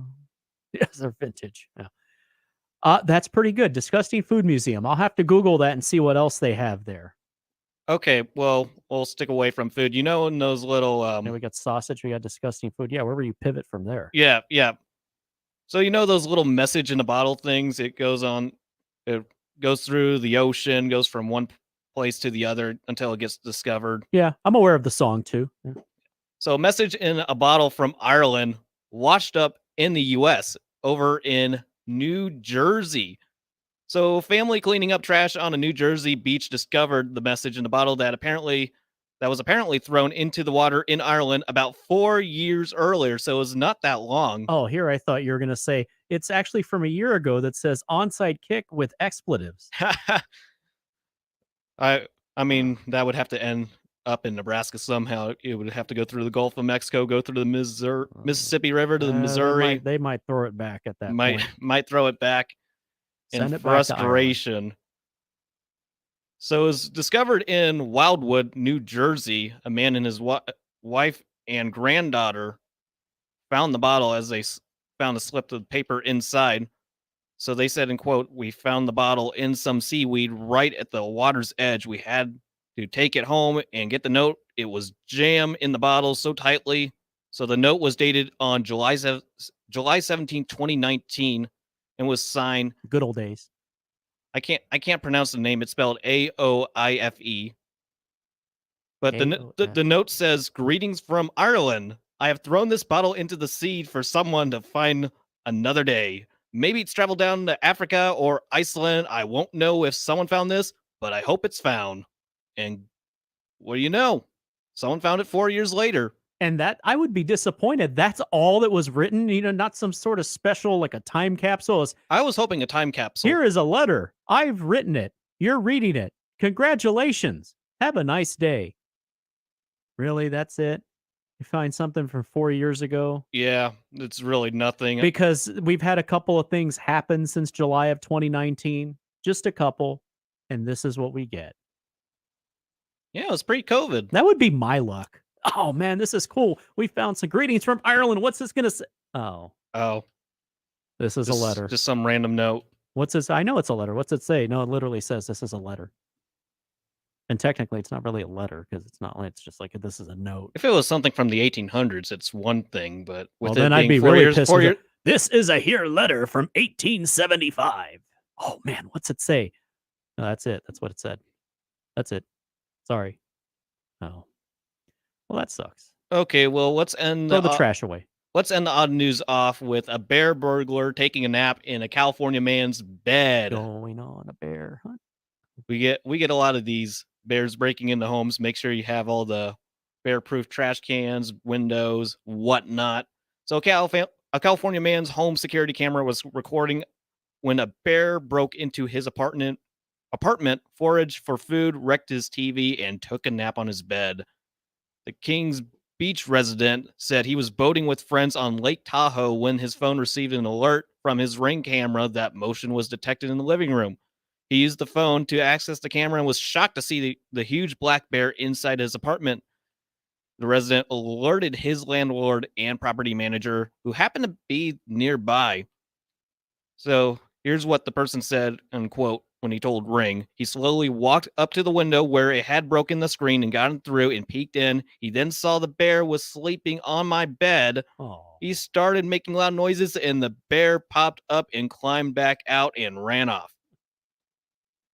Be funnier if like his wife was with him. Whoa, what were you doing? Hey, to each their own again. Some people are into that. I just can't imagine just being a homeowner, just living out in the wilderness, and then suddenly a bear just. What'd the bear do? Oh, this bear, so rude, breaks in my house. First, breaks the window, breaks the TV, goes into the kitchen, makes him a bowl of ramen. 3 packets. It's just eating all my food, drinks my beer, sits down, breaks the couch, turns on the computer, fires up Pornhub. I don't know what's going on. It's awful. The bear, and then we'll talk about the mess. And then I find him in bed with my wife. The funny thing about the bear sleeping on the bed, on the man's bed, it's kind of like the Goldilocks story where she's sleeping on the bear's bed, finding out which is the perfect fit for her. It's the complete 180. It reminds me of grumpier old men. Where it says, Goldilocks comes with a semi-automatic, and that was the end of the 3 bears. And that was the end of Joey's odd news. That's pretty good. That's good stuff. In the Equitable Bank inbox, John chimes in on the guy. The guy from Ireland should be happy that he didn't leave his contact information with the message. Greenpeace would be hunting him down for throwing a bottle in the ocean. That's where my mind went, too. Way to go, dude. Litter. Aer Lingus Classic is tomorrow, by the way. Notre Dame and Navy. Discuss week 0. More Connor Happer show on the other side. Sip just after 12:30 on the Zone.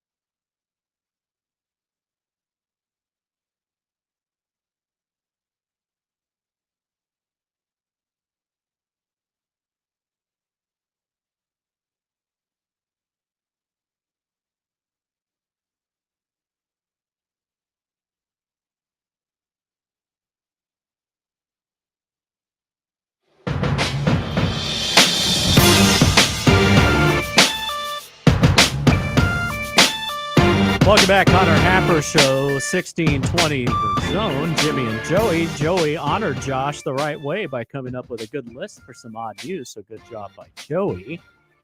We are your Pac-12 Network headquarters. That's because we're one of the few places in Omaha that has the Pac-12 Network. And Josh and I talked about maybe we should rent the studio to our Pac-12 fans, supporters in Omaha that maybe come in and watch USC and San Jose State, because after all, you can watch UMass play New Mexico State tomorrow night, but you can't watch San Jose State and USC and the defending Heisman Trophy winner, who, by the way, is the leader on all the sports books about repeating, be the first one since Archie Griffin at Ohio State back in the 70s. So, hey, all right, I'm okay with that. So to honor that, we are watching the Pac-12 Network in the studio right now. I feel like we're some part of an elite club. We're part of the Skulls, if you will. We'll call it that. Oh, I just lit up when I saw that because I get a chance to take this. Usually I've been the one answering the phone on the other side of this when he is called. Haven't heard from him in a while. He's my friend. He's your friend. He's our friend, the one, the only Random Mike on the 42 Degrees Zone Hotline. Random Mike, I actually was thinking about you yesterday. I was like, so eventually when I'm hosting this show for Connor, I would get you to call in, and you are. Hello. Jimmy, you are a revelation. I hope that's good. That is very good. Okay. I mean, you and Josh Hodgson, true MVPs in the original meaning of the term MVP, most valuable producer. Yeah, I did like what he did yesterday, making the little thing for our show, and I looked very overdressed in that picture, and he just says, that's just the picture I got. And I was like, I don't wear these things all the time, the suit and tie. And I said, maybe I went TV anchor and I had the suit and tie, business up top, party below, and just with the shorts and flip-flops, because after all, that's what I have to ask Andy that when we have him on our show. It's like, hey, do you ever rock the flip-flops and the shorts, but then go at the top with the suit and tie? But anyway, thank you for the kind words, though, Mike. That means a lot, and I'm happy to hear from you today. What's on your mind? All right, I can tell you're. Hey, it's not Kool-Aid, it's Rhule-Aid, and hey, we're all drinking.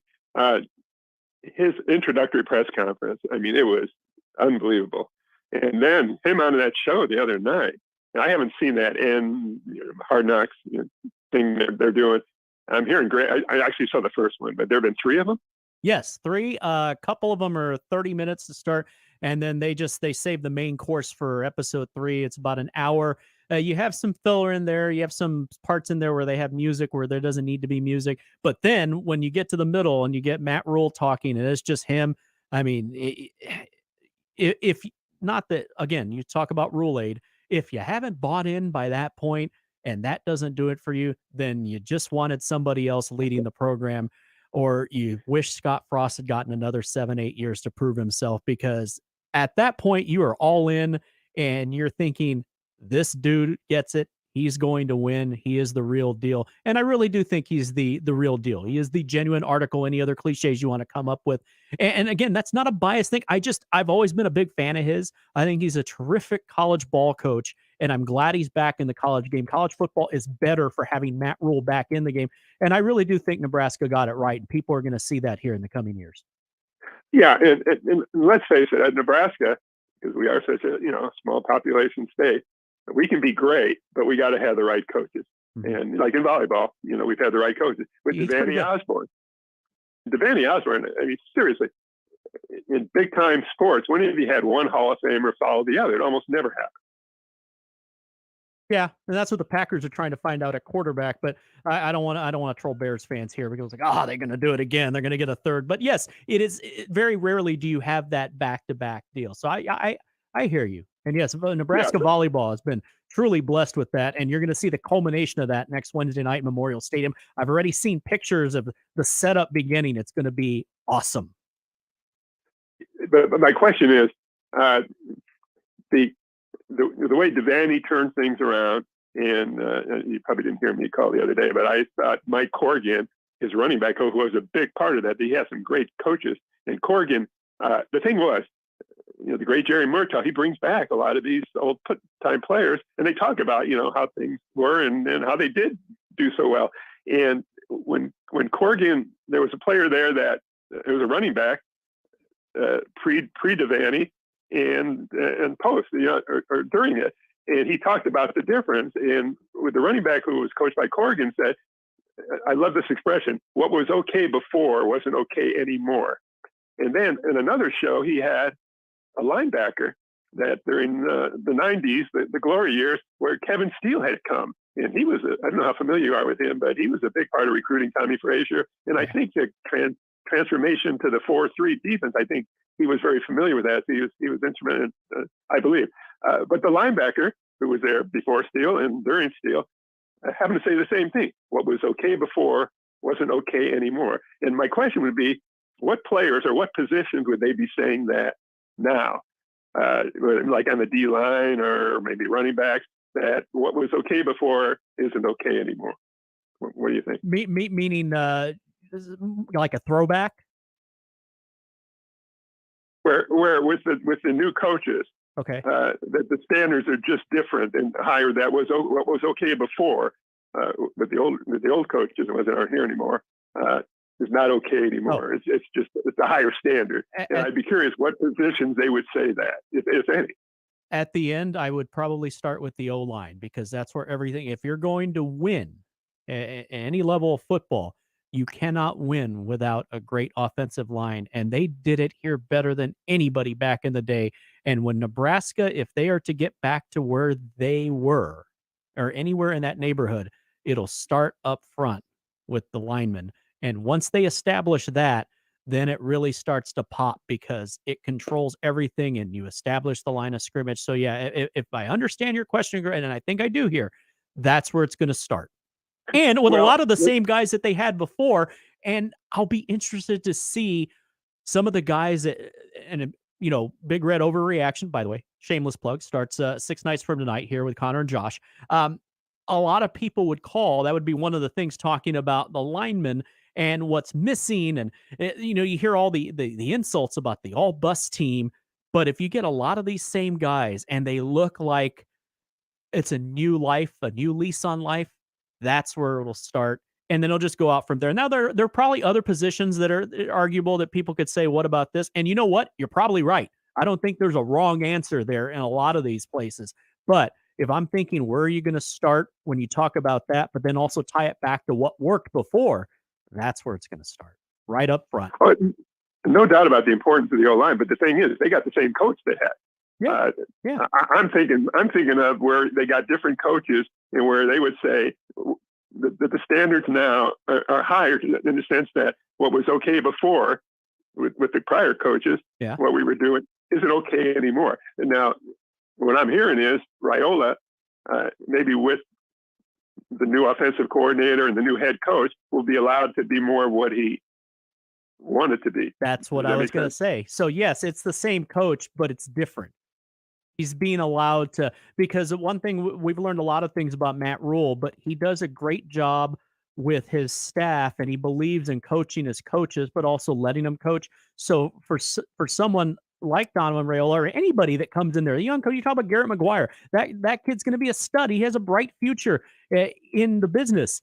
They're learning, and he's coaching them up. The biggest, I guess, sign of respect or whatever you want to, or tribute to what you're doing, is if, and Gary said this morning, if they start plucking people from his staff that get promoted, because that means they're doing something right, and in turn, you're doing something right. So yeah, it's the same coach, but like you just said, I think it's going to be a lot different. I think he's going to, just like what Matt Rhule said today, and I think what the players are going to be saying, it's a lot more fun.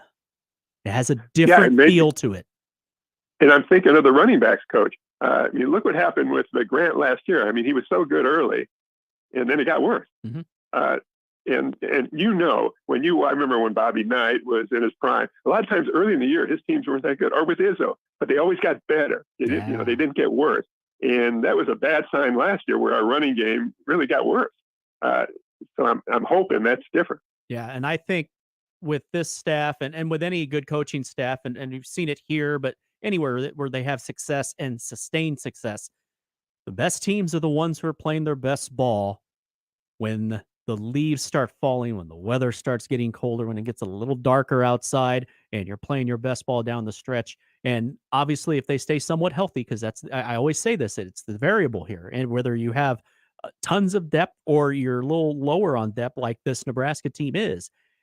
If you are playing your best ball down the stretch, and I think they will be, they will look so much different on Black Friday than they will next Thursday. And we couldn't always say that, and that was always a problem. That, if anything, was one of the biggest red X's on everything. And that you're like, wait, they actually look worse than they did earlier in the season, or they look like they have not gotten any better at all. They look quite the same. You're like, okay, what's the record? 4-8. Yeah, that's about right. So I think you're going to see that. They'll be playing their best ball down the stretch, and I'm excited to watch it. I really am. I want to see, hey, it's good for business around these parts. Everyone will be just a little bit happier if the Big Red is starting to look like a little bit like they did back in the day, and they continue to build a program, which is, I think, what they're going to do pretty successfully under Matt Rhule. And a lot of it's going to start with this very dynamic and energetic staff. Random, Mike, awesome. I'm so happy to hear from you. I'm glad you called in. Hey, congratulations. Take care. Thank you. Have a great weekend, my friend. I hope so. Love to hear from you again on our show in the morning. All right. We're going to take time out. When we come back, it's sip time. Now, he was walking bullet the other day or yesterday when we talked to him. So we got action. We've talked to Sip when he's driving. We've talked to Sip. Now, remember, Sip don't wear seatbelts. So we've talked to Sip when it seems like there's someone maybe following him. And then yesterday he was walking bullet, and it was very peaceful. So what will Sip be doing on this Friday? What does he think? How is he celebrating Depth Chart Day?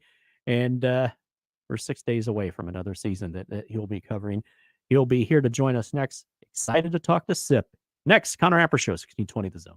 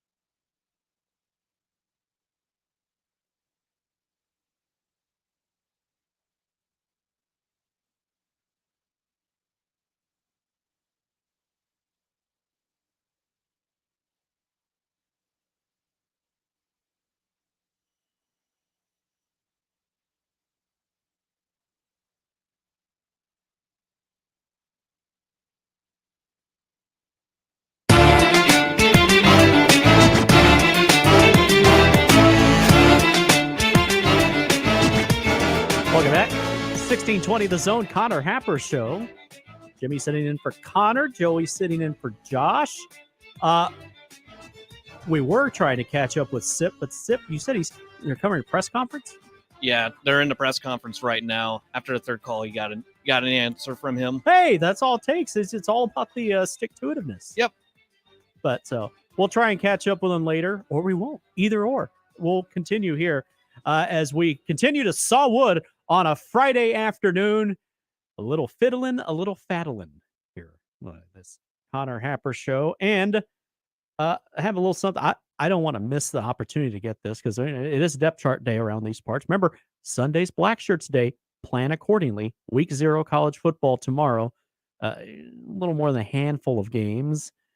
The game that I'm most excited to watch because, like I said, best time of the year is actually Ohio against San Diego State. The Fighting Franks. They'll always be the Fighting Franks to me at Ohio. So, Ohio U, the Bobcats, traveling to that new stadium in San Diego. Hopefully, it'll go a little better than the Aztecs' first game against Arizona last year. I don't know if you remember reading about that or hearing about that. Oh, it was just the worst. It was so hot and what are we going to do? They didn't put any shade and a canopy here. I'm like, it's San Diego. One, how hot can it be? And two, even if it is, but there has to be shade here. It's San Diego. You can't have shade everywhere. The next year, now you need a retractable roof. So anyway, hopefully, thoughts and prayers out there. Hopefully they'll have their normal 72-degree day. Early evening, late afternoon out there for Ohio and San Diego State. That's the FS1 game. Brando and Spencer Tillman, who do a great job together. Did you know of this? And I'm talking to anybody out there listening to Radioland, or you, Joey. This is a one way to use your stadium. We'll see. Maybe they could do this at Werner Park or at the Chuck. So the Pensacola Blue Wahoos, the AA affiliate of the Miami Marlins, have their entire stadium listed on Airbnb. I have seen this stadium. I'm familiar with Pensacola. I like that part of the state. I got married in Destin. We go back fairly often. It's a wonderful place. Now, this isn't Destin, but Pensacola, not far away. For $5,143 a night, you might have to get some buddies to chip in. The rental includes 10 beds in the clubhouse, full access to the field at night, in case you want to, reenact the end of Dazed and Confused, only this is a baseball field, not a football field, and you want to engage in some extracurriculars with your buddies. Batting practice. So maybe do it when you're doing that stuff, not if you've had a few refreshments, because that could go horribly wrong fast. Food, merch, add-ons, a full tour. I would hope so if I'm paying for an Airbnb there. And on-call staff, that's really nice. So they'll actually, now, I don't know who the poor bastards they're going to get tasked, probably the interns, to work the low end of the totem pole. Hey, you got 10 drunk dudes that are going to rent out the stadium. You need to be on call for them. What could go wrong? Food, merch, add-ons. Now, I want to know, so I'm guessing, I could be wrong, most likely am wrong. This is a normal occurrence. If you're getting food added on to your Airbnb experience and by the way, this ballpark, if you've not seen it, it's a pretty setting. It overlooks the water. The left field drains into like a canal of some sort, and then you have the Pensacola Bay. My dog loves Pensacola. She's crapped on a beach at the Pensacola Dog Beach. She tried saltwater for the first time. Not a fan. Took her about 4 times to figure it out that this is not water, and it's not water like you're used to. It's an unlimited supply, but it's an unlimited supply of something that you don't like. But, sometimes it takes a while to figure out what it is. We did pick up the poop, by the way. We're responsible pet parents. Good job, Jimmy. Oh, absolutely. We don't want to leave that. Oh, you just let them poop on the beach and you just leave it there. It's like one large litter box for a cat. Yeah. You're just going to take that poop and throw it in the ocean and it'll end up in Ireland one day. Yeah, take that with your little letter that just says this is a letter. This is feces. Anyway, you get food and the merch add-on, so I'm sure you have some access to the pro shop.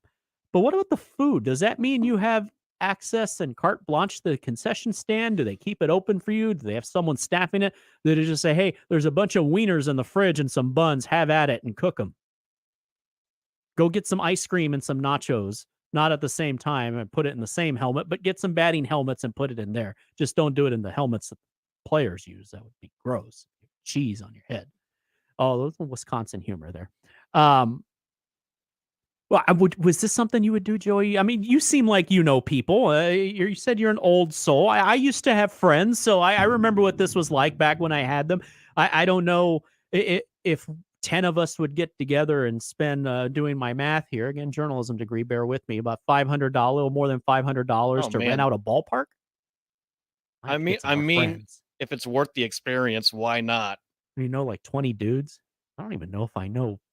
I don't even know 10 people anymore. So I'm out on this one, but I'm thinking the younger version of me, the one that was actually fun.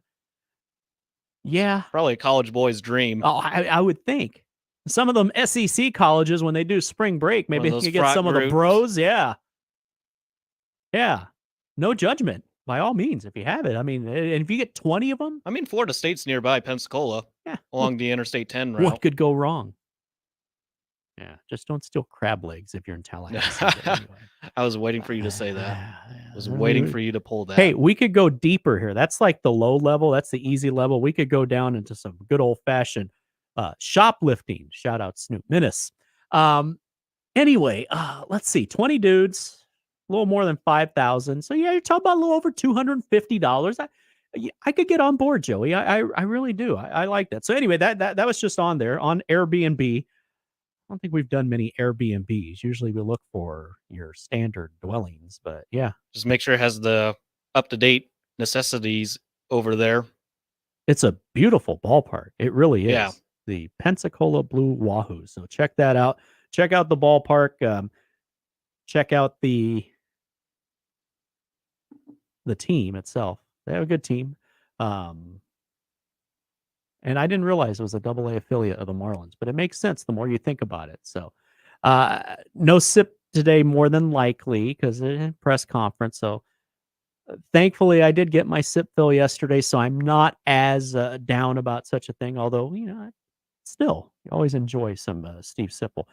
Depth chart released earlier today. You're wondering offensive linemen, the ones on the left side, Turner Corcoran, Ethan Piper, left tackle, left guard. Ben Scott's the center. Newelli's the right guard. Ben Hart's the right tackle.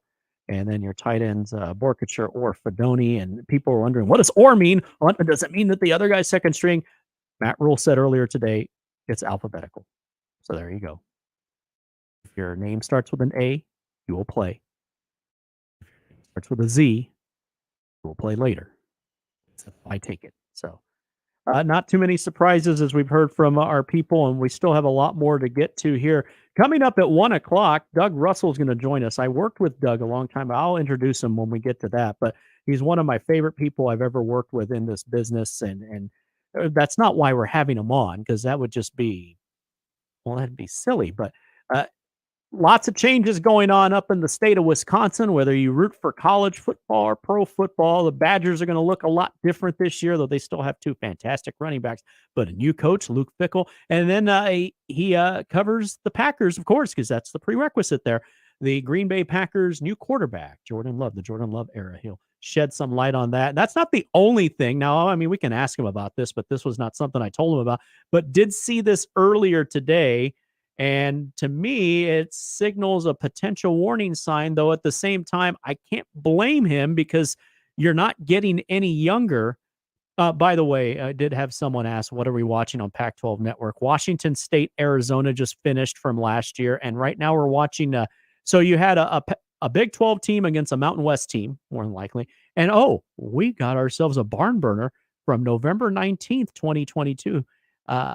We got Stanford and Cal. The big game. Two independent teams, could be ACC on ACC matchup. We'll see what that ridiculousness turns out to be. But anyway, Giannis says he doesn't plan to sign a contract extension when he becomes eligible next month. He's not signing one until he's comfortable knowing the organization will continue to compete for championships. Now, when I first saw that, the first thing I thought is, But I also don't blame him.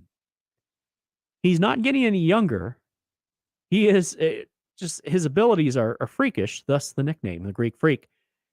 He's brought Milwaukee a championship, but he doesn't want to waste away if they're not going to put a product that can compete for more championships. Plus, there are bigger markets that would love to get him in their uniform, pay him a lot of money, and he'd be worth all of it. Anyway, he's entering the third season of a 5-year deal, only worth $228 million. And so he'll have to look into that. So again, lots of things going on in the state of Wisconsin. We might ask Doug one question about that. And then the Brewers continue to battle the Cubs in the NL Central. So I'm happy to have him on this show coming up here in just a little bit, and we'll get anything that he pretty much wants to talk about. But that's pretty much where we're going to keep things here. The Athletic came out with their Big Ten predictions. I meant to get to this yesterday. Stuart Mandel and staff. Yes, okay. This is the Athletic. So they didn't pick what I thought they did.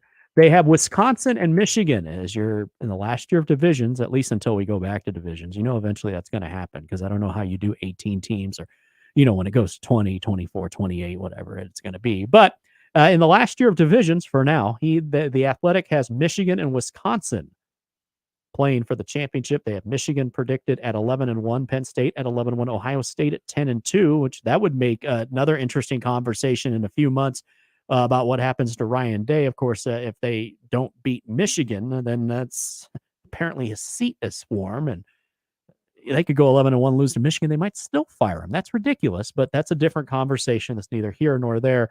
The rest of it goes from there. One of the surprises here, but a lot of people are hopping on the Maryland bandwagon as far as a team that could be better than people expect. And I think Maryland, okay, it'd be nice, 6-6, 7-5, about where they are with baby Tua, but the Athletic picks them to go 9-3 overall. By far and away would be their best finish since they joined the Big Ten. I always forget they're in the Big Ten. I just think, what's this ACC school doing playing Michigan? They have them 6-3 in the league. That'd be a big deal for them. I think Mike Loxley's a really good coach, and that doesn't surprise me when the more I think about it. They have Michigan State predicted 6-6, 4-5 in the league. That sounds about right. Rutgers 5-7, 2-7 in the league. They get better under Schiano, but it's still Rutgers. And then Indiana back in the familiar place in the Big Ten in general in football, 2-10 overall with a prediction with an 0-9 in the Big Ten. That's not good. So in the West, you have a lot of predictions that for Nebraska, they have them anywhere from, I've seen a lot of thirds, a lot of fourths, some fifths. I think I saw 1 6th. I didn't see anything above third. And this goes back to Matt Rhule saying, earning the respect, getting the respect of the end back. Completely understand. And that's basically what this year is going to be about, earning that respect and getting it back. But also getting back to what he said, fearing Nebraska. You respect them when they get in. You no longer hear people say, oh, they are the all bus team, because that is a backhanded compliment. In fact, I don't even think that's a compliment. That's quite the insult. And you can get back to, well, they look good on the bus and then they get out and kick your ass on the field. Whether you win or lose against them, you feel them the next day. And that's kind of what this year is about. Anyway, the Athletic predicts Wisconsin, which that's gaining more and more steam, even though they are transitioning. We've talked about before, Luke Fickell and Matt Rhule will forever be linked together just because of the coaching cycle. And it's not saying, oh, could they have had one or the other? At least I take it that's not my point. If you want to take it that way and think of it that way, that's fair. But Wisconsin still has some pretty good pieces. They had good talent from a year ago, heading into what ended up being the last year for Paul Chryst. As we see a cop racing down Dodge. Get him. Anyway, they have Wisconsin going 9-3, winning by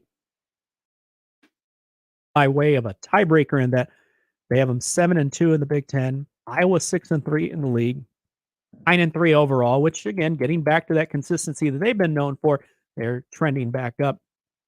I get their offensive woes and whatnot, but you got to give them credit. They've been pretty consistent over the past, it seems like 2 decades under Kirk Ferentz.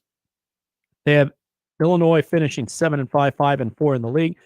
Illinois is very intriguing. Now, now with Brett Bielema what they're going to do. And this goes back to what Nebraska is trying to do as an example. And they'll see that next Thursday in Minneapolis. You want to get back to a physical team. right up front at the line of scrimmage. And there's no secret to what Illinois is going to do under Brett Bielema. It's a lot of the same formula they had at Wisconsin. They have some big dudes. Now, Connor and Gary talked about that. They saw those big dudes at Big Ten Media Day. They're legit. Yes, they've lost a lot of people from that really good team a year ago, but it's not like they have chopped liver behind them. Yes, I know they lost their defensive coordinator. They only added Jim Leonard to the staff. Damn good ball coach. He will likely be a head coach somewhere a year from now if that is where he's trending.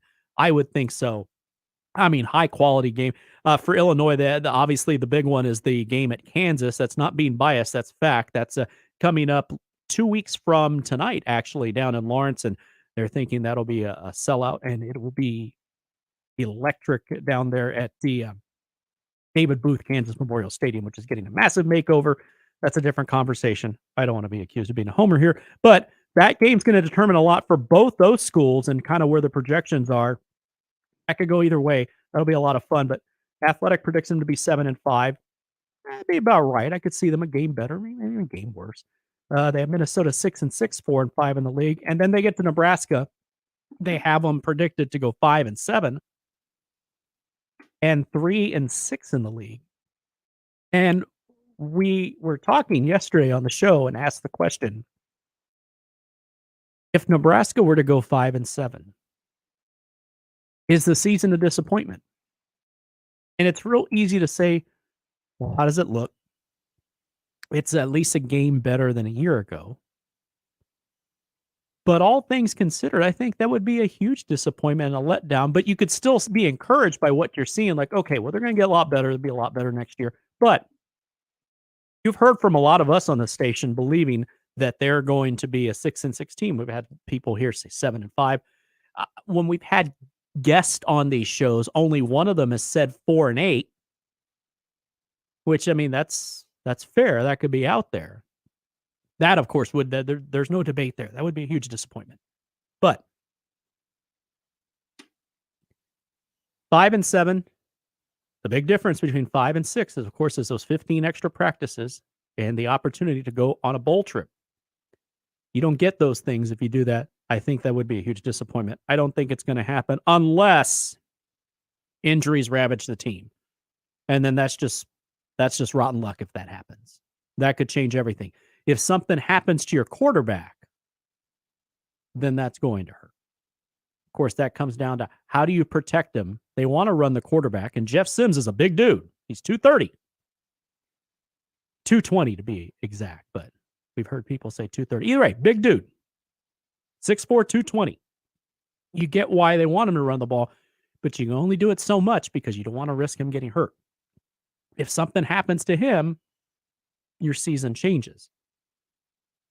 And I know that's not the only, but that's where you start. So that'd be something to keep in mind. They predict Purdue with Ryan Walters, who I think is a great young coach, bright future. Purdue got it right with that hire.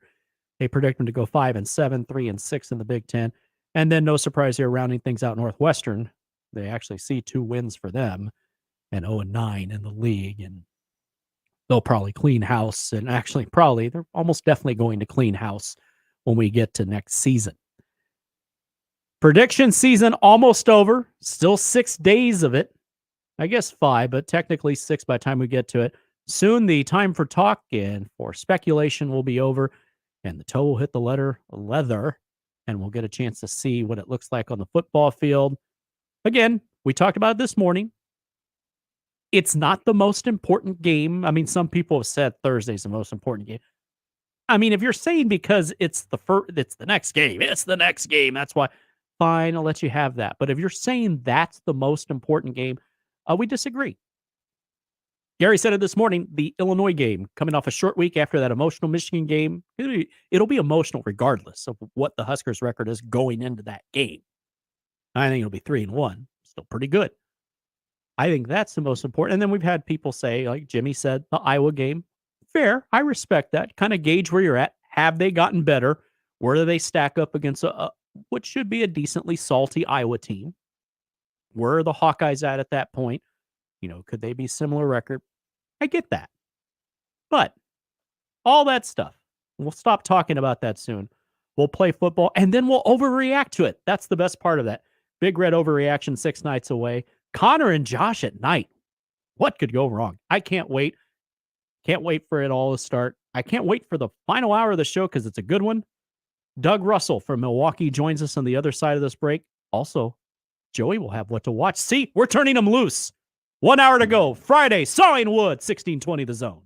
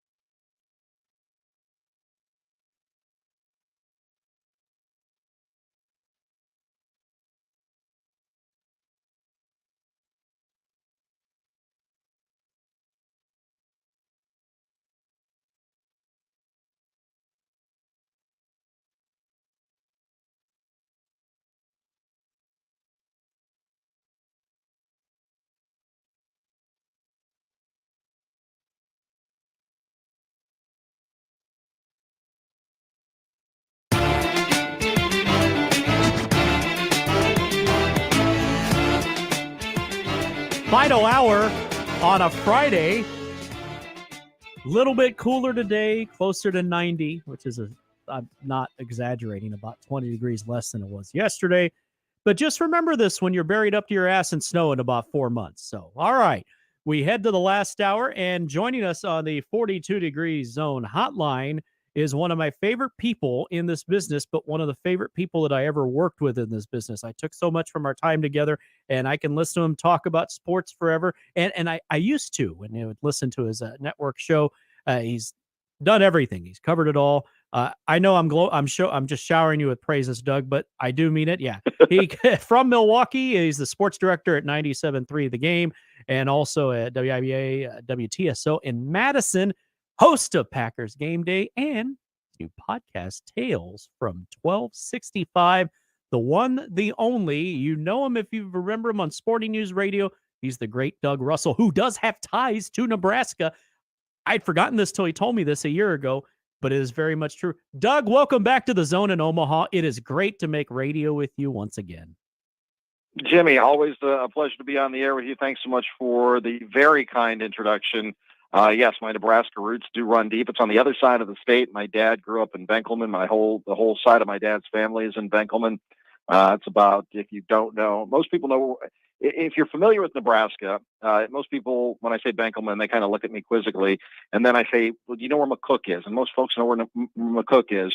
And it's about an hour or so west of McCook. So it's right just north of Kansas and then just to the east of Colorado. So, kind of down there in the corner. But yes, my Nebraska roots absolutely run deep.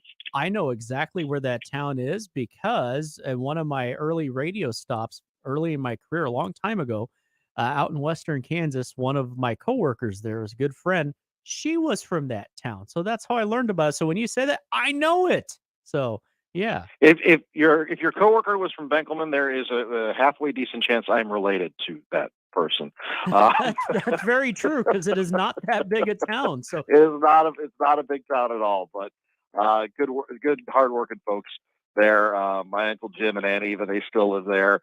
My cousin Carol and Angie, they've got their families not in Benkelman, but in the area as well. So yes, I still have family in Nebraska, and I've been through the great state, the Cornhusker State, many times in my life.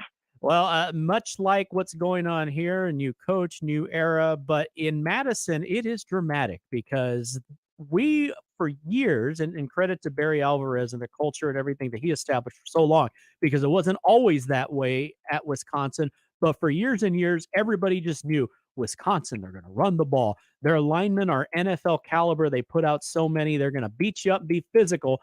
Now they are turning the page to a new era that's implementing a lot of those things, but at a much faster pace. It's a new day in Madison. We talk about it, and you've talked about it before, but I don't think we all truly grasp how different it's going to be till we finally see it. And that's not a bad thing. It's just going to be like, whoa, this is Wisconsin? Well, I mean, it's probably a little bit like Nebraska football as well. I think there's a lot of parallels to draw between the Cornhuskers and the Badgers. Historically, obviously, Nebraska, one of the great blue bloods in all of college sports, the football program in Lincoln. But it would be as if the Cornhuskers just started ringing the ball all over the field. Well, that's what we're going to see in Wisconsin. Yes, Braylon Allen is still there. Chesna Lucy, if he can stay healthy, I think, can provide a good 2 to Braylon Allen's 1. But the difference this year is that Braylon Allen in the backfield, he's not going to be facing 8 in the box every time he touches the football because the Badgers offense is going to, keep the defenses honest for the first time really in memory. Now they've had all those big palookas. One of them just got inducted into the Pro Football Hall of Fame, and Joe Thomas, but it's been one after another. You can't touch an NFL roster that hasn't seen a Wisconsin Badger be an offensive lineman for their team. The difference this year is, yes, you still have the offensive line, and the offensive line, I think, is still going to be pretty stout. You've got, Nolan Rucci is going to be on the offensive line. Joe Huber is going to be on the offensive line. You've got, Jake Renfro on the offensive line. Joe Bruner. I mean, this is still going to be an offensive line that is very, very stout. Jack Nelson is holding down the left side at left tackle. So these are behemoths. The difference, though, is now that they're going to be asked to do some pass protection, you're going to see Tanner Mordecai, the transfer quarterback from SMU, who threw 72 touchdown passes over the last 2 seasons for the Mustangs, now come to Madison for his graduate 6th year, and he's got weapons. He's got C.J. Williams, who's a transfer from USC. You've got Skylar Bell, who's a holdover from last season. Shamar Dike, he's a holdover from last season. Will Pauling comes over with Luke Fickell from Cincinnati. He's going to be your starting slot receiver. All of these guys that I mentioned, they're all going to put up huge numbers this year, I think, for the Badgers. And that's nothing that we've ever seen before. They've had some talent. They've had some good wide receivers. Chris Chambers was a fine wide receiver for a long time in the NFL. And there have been some others, too. Al Toon way back in the day. Yes, Al Toon reference. We've never seen there's your Al Toon reference for the day. If you go back into the Wayback Machine of the 1981 season. But we just haven't seen this kind of group of wide receivers before. Quincy Burrows, I think, is going to have a huge year. He came over from Cincinnati along with Luke Fickell and some members of the coaching staff, too. So that's the difference. We just haven't seen this before at Wisconsin. And it's not just 1 or 2 guys. It's just all of those guys that I mentioned. Tanner Mordecai is going to be spreading the football all over the field this year. Yeah, Tanner Mordecai is a good quarterback. People remember he started at Oklahoma, then transferred to SMU, worked out really well there. So they're very lucky to get him. And we hear about Luke Fickell, and rightfully so. I mean, this is, I talked about before, and we talked about on the station, on the various shows, that you're going to have forever sort of a link between Luke Fickell and Matt Rhule, not because there was like an either or situation or, oh, these guys came up together, but they were hired within days of each other. And so they'll always sort of be compared, especially being in the same league and going up against each other. And they'll play at Camp Randall on November 18th. Be interesting to see where both are. But again, apples to oranges, they're in a different situation than they are here in Nebraska. However, when you talk about Wisconsin, yes, it's Luke Fickell, but man, all I read and all I hear about, and rightfully so, is Phil Longo. What a big deal it was for Luke Fickell to get Phil Longo to come to Madison, Wisconsin. And everybody that knows ball is like, whoa, they are serious about changing these things. You've had a chance to obviously be around through this transition. Tell us a little bit about Phil Longo. What does he bring to the table? Obviously, if you follow college football, what he's about, but he has just as much fanfare, it seems, as Luke Fickell has.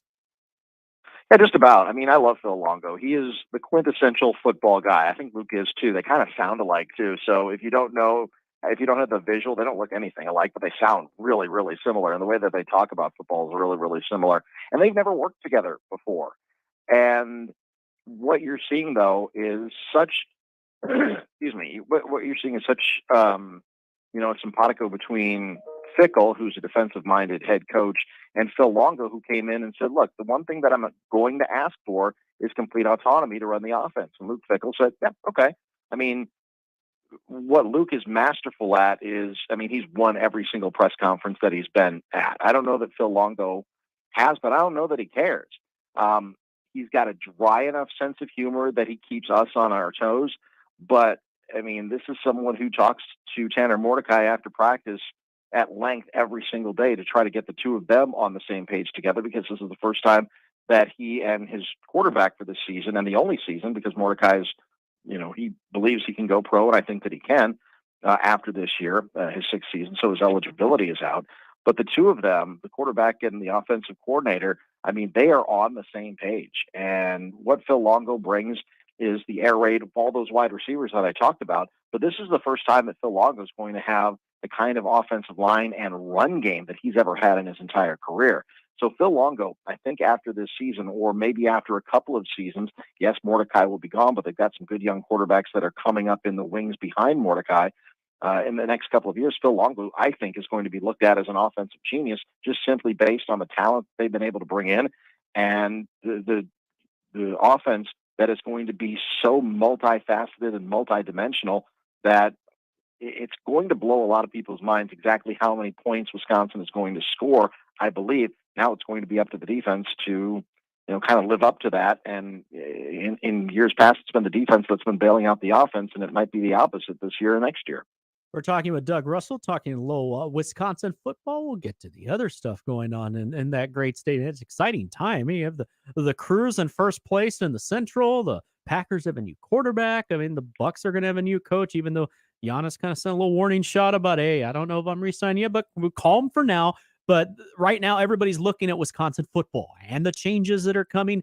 But the more things change, in a way, the more they stay the same. I'm a big fan of Braylon Allen. I like Malusi a lot. When you watch these two backs, and obviously you talk about Malusi's got to stay healthy. Yes, that's a given. We always say, well, they'll be good if they're healthy. That's a given any year. Nobody says the opposite. Well, it'll be good if they're injured. But when you look at those two backs, in a way, not looking for an identical comparison because that's not fair.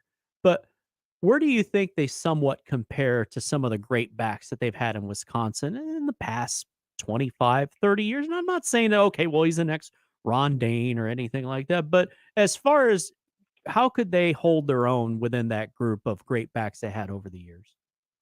Yeah, there's been a lot. Melvin Gordon, James White, Monte Ball, Jonathan Taylor. You brought up Ron Dane.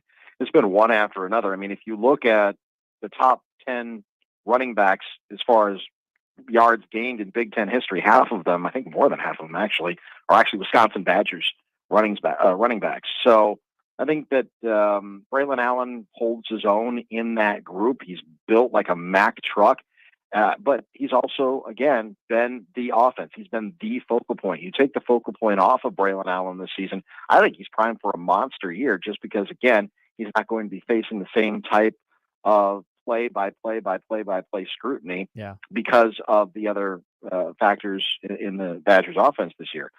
When Jim Leonard was not elevated to the head coach, when they went out and hired Luke Fickell, Braylon Allen had thought about, now there were some reports that said, I'm going to Michigan. Now, that never was the case. But there were some questions, as there are, I think, with every player. I think it's pretty natural for you to wonder what is going to be the philosophy of the new head coach that's coming in. So Braylon Allen, probably this is his last season in college football before he goes to the NFL. He's trying to figure out what the best situation for him is going to be. And when Phil Longo sat down with him, he said, look, this is what we have planned. We absolutely are going to use you as maybe not as much as we had in the past, but that's also going to benefit you because you're not going to, as I said at the top of the hour or top of the show, he's not going to be facing 8 in the box every time the Badgers are on offense. So that's going to benefit him. Braylon Allen, I think, is just, he's been banged up at the end of the last couple of seasons just because, again, he's just been facing so many defenders that they've kind of teed off on him a little bit. Chez Malusi, I think he has some talent. He's got a lot of speed, but again, hasn't been able to stay healthy. I will say this, after Allen and Malusi, the depth chart does drop off a little bit. You've got a couple of guys in there, whether it's Cade Yakimelli, whether it's Jackson Acker. I mean, these are guys that are a significant step down from Allen, who's the clear number 1, and then Malusi, who's the clear number 2. So I think that Allen's going to have a huge year this season based on what we've seen so far in spring ball. And again, health is a huge factor in all of this. But like I said, the Badgers offense is going to be, for the first time, really, truly multidimensional. Yeah, it's going to take some time to get used to, but exciting nonetheless. As anybody that's ever been to a game up there, it's an experience, and people forget what it was pre-Barry.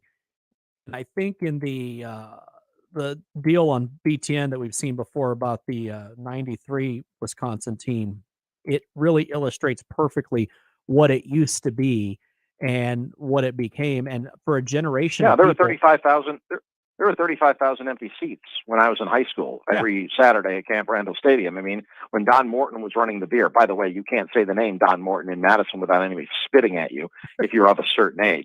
There's a whole generation that Don Morton. I've kind of heard of him, and I heard bad things about him. He's a nice man, just a terrible football coach. But yeah, it was the turnaround was really dramatic. I'm sorry, I didn't mean to interrupt. No, I'm good. It was bad. It was really, really bad. Yeah, and I mean, you can walk in there and pretty much move to the front row. And for a generation of people, all they know is jumping around and what it is now. And that's why it really is a good situation for Luke Fickell and for the Badgers. Now, people are really getting on board with, well, these guys might be really good. They might be a shoe-in to win the West. Doug, you know best being up there and seeing them and kind of getting a feel for it. How do you think this Wisconsin team finishes? Are people being fair with the predictions now? I've said the Athletic had them 9-3. I've seen more of those now than maybe there were a few months ago. Yeah, I mean, I think on paper they're probably the best team in the West this year. The last year of the West as we know it, obviously, as everyone knows, the conference is going to change dramatically when the 4 West Coast teams come in, and it'll change the competitive balance. It will change, I mean, just the seismic change that's going on in college athletics right now. But for this year, yeah, I think that not only do they have a chance to go to the Big Ten championship game, I give them a puncher's chance to win. Now, obviously, they've got some difficult games this year. Most notably, they've got what we believe is going to be a nationally televised game on NBC against Ohio State on October 28th.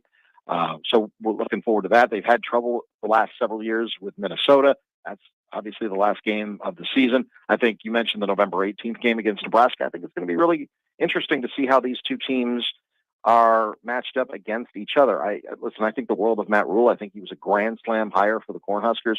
I also think that talent-wise, Wisconsin's maybe just a little bit ahead of Nebraska right now. But we'll see. We'll see how the games play out. But I do believe that Wisconsin is the favorite. I think they should be the favorite.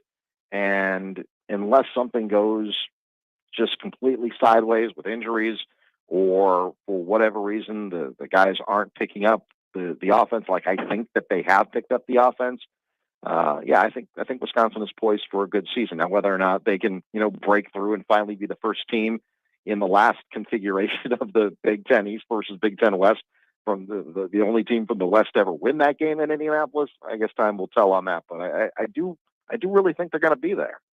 Before I pivot to the Packers, I would be remiss if I didn't ask, especially since you've covered so many games up there over the years, how weird is that going to be? To say it now, Wisconsin versus Washington versus Oregon versus USC versus UCLA is going to be a Big Ten conference game a year from now. It's just that's going to take a little longer to get used to.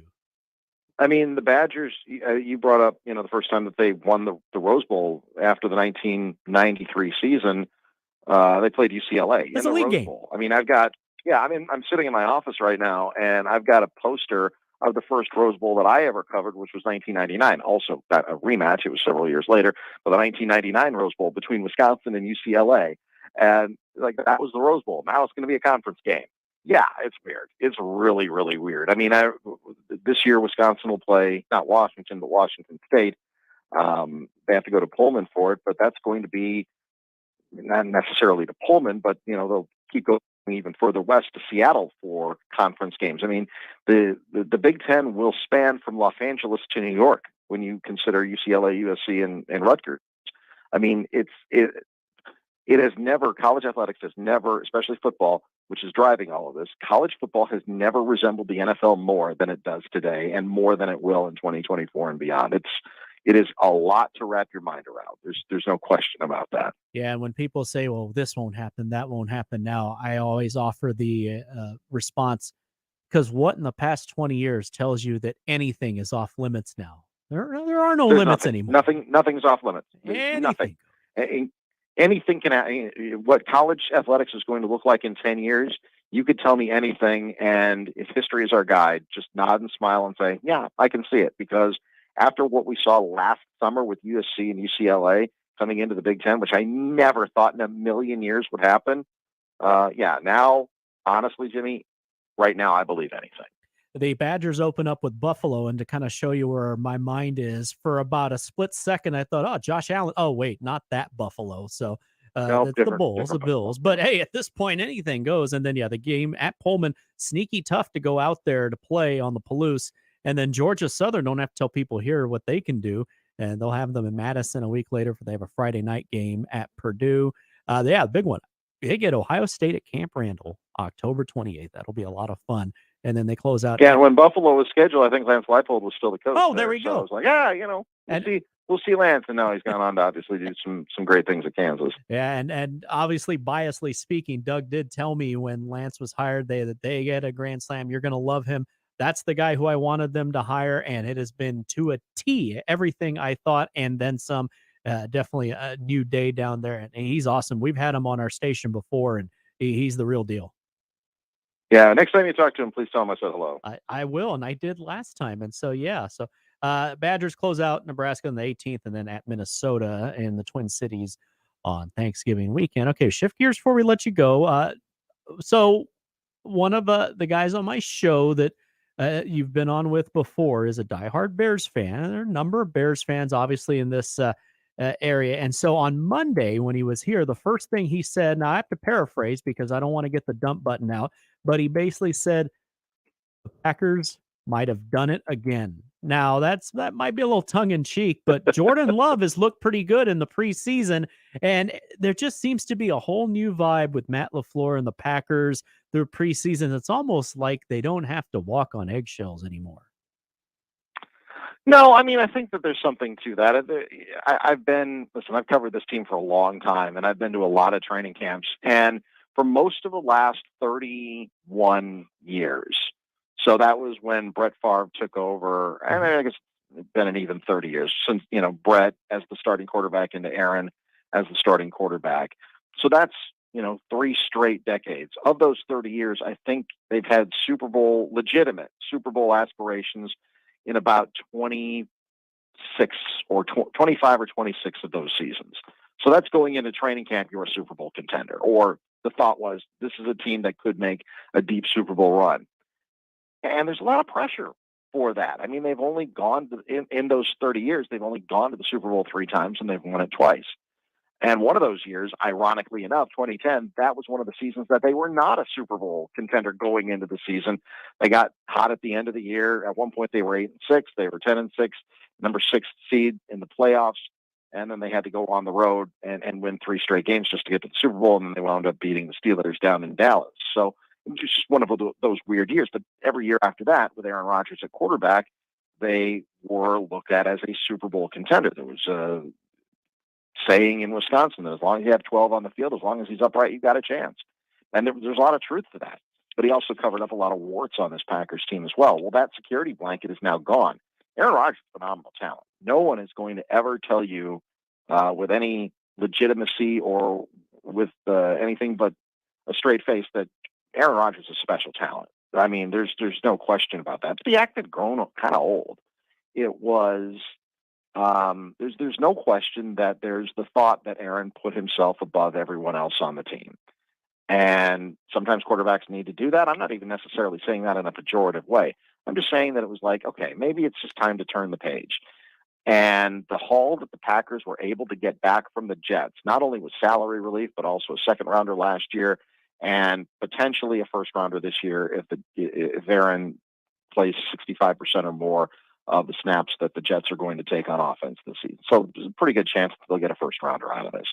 But what we've seen with Jordan Love is, no, he hasn't been able to do that in an NFL game over an extended period of time yet. We've seen him start one game when Aaron had COVID a couple of seasons ago against the Chiefs. Jordan Love played okay, but not great.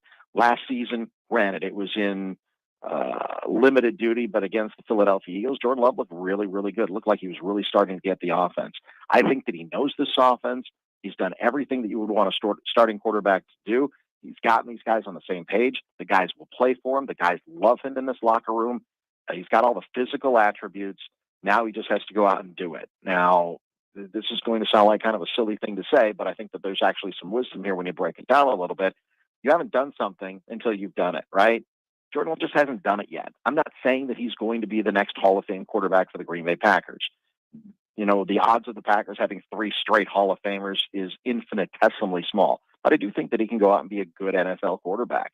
And if he can do that, and if he can win some games for this team, yeah, he's going to be a folk hero in Green Bay. I love everything that I've seen from him so far, except for the fact that he hasn't started an NFL game in a couple of years. But he'll get those starts under his belt if he stays healthy, and we all in Wisconsin hope that he does.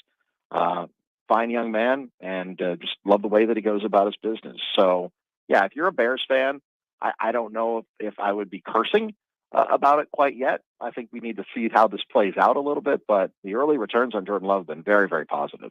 Yeah, I've enjoyed it. This year, they're airing the Packers preseason games down here, which is a treat. A different game out of market, not terribly far away from here because it's kind of a unique market here in Omaha. But for those that obviously follow the Packers or have watched some of those games on, I believe here it's on KETV, the great Kevin Harlan's calling him. Of course, history, his dad, Bob, was a GM in Green Bay forever. So he has very strong roots down there. The Packers live a charmed life. I mean, of course, it's a place where they sell out family night there. So it's a good time. And they got one more preseason game. You can check that out. But I expect big things for them. I'm excited to see that. And I'm a Cowboys fan. I'm beaten down. So I'm not sitting here and singing praises just because. But you know what? I'm talking to someone who, when I dropped an Anthony Dilweg reference at work many years ago, I got some bonus points for knowing that. So I'm happy to throw out my obscure Packers quarterbacks, and then we can also talk about the big ones. You know, hit me with a Blair Keel if you want to. Hit me with a Rich Campbell. You know, it's all good, man. It's we can do this all day long. I love it. Yeah. What if I tell you there was a Whitehurst before the one that played at Clemson? Anyway, my friend, it is so good to do this with you again. People can follow him on Twitter at Doug Russell and check out his stuff. He's the host of Packers Game Day. Hey, that's about as big a property as there is up in that part. And then, of course, his podcast as well. And also look for him coming to a state near you because you guys have made all 50 now, right? I have. My wife is at 46. Oh, okay. So I checked off 50 when I went to Oregon last year. So next spring, she hasn't been up into New England yet. So we're going to take a trip to Boston, then head up to Acadia National Park, and then head on over and see the sights of Vermont and New Hampshire, which we're looking forward to. So that'll make 49 for her. And then we got to knock off Delaware the year after that. Yeah, Doug Russell was Big Ten before the Big Ten made it cool. My friend, thank you for being on. It's so great. This is a great way for me to end the week. Always good to catch up with you. Jimmy, happy to do it anytime. Have a great day. You bet. My old friend, my old coworker, Mr. Doug Russell, and worth a follow too. And Joey being a Packers fan, he just okay. You hear that's what he says about Jordan Love. You're kind of smiling over there because you're like, oh yeah, okay, because there was a little trepidation. We're moving on for Aaron. Come on. I watched a few of the preseason games. The Bengals game, he struggled at the start of it, and then he bounced back. And then the second game, he had that same situation, the botch snap in the first possession, and then led a 5-play, 93-yard drive. He's gonna be growing pains, but I'm seeing some improvement from the Kansas City game, the Philadelphia game. He's looking more comfortable, Jimmy. Stay tuned. Hey, that's almost here. We're a couple weeks from that. We're about a half hour from USC. It is a One Beer Friday. Josh has no idea that there's a treat for him in the fridge. They have their beer that they're going to have, but the great people at Crossstream brought the new NIL beer that is it is fantastic. Had some earlier because when you get here early, you kind of shift your hours. So it's acceptable to have beer at 9:30 in the morning when there's no football game, when you've been here since 5, because essentially it's afternoon in the radio clock of yourself. So, I mean, it's anything to not make me feel like a lush, but the Cornhead Lager, that's what it is. And it's good beer, good tailgate beer. So let's give it my love. And Doug from Crossstream was here earlier. Great dude. All right. Got about a half hour to go. Got some more stuff. Joey's going to have what to watch here before we're done. Rounding third and headed for home. Baseball reference for you here. Connor Happer Show, 1620 The Zone.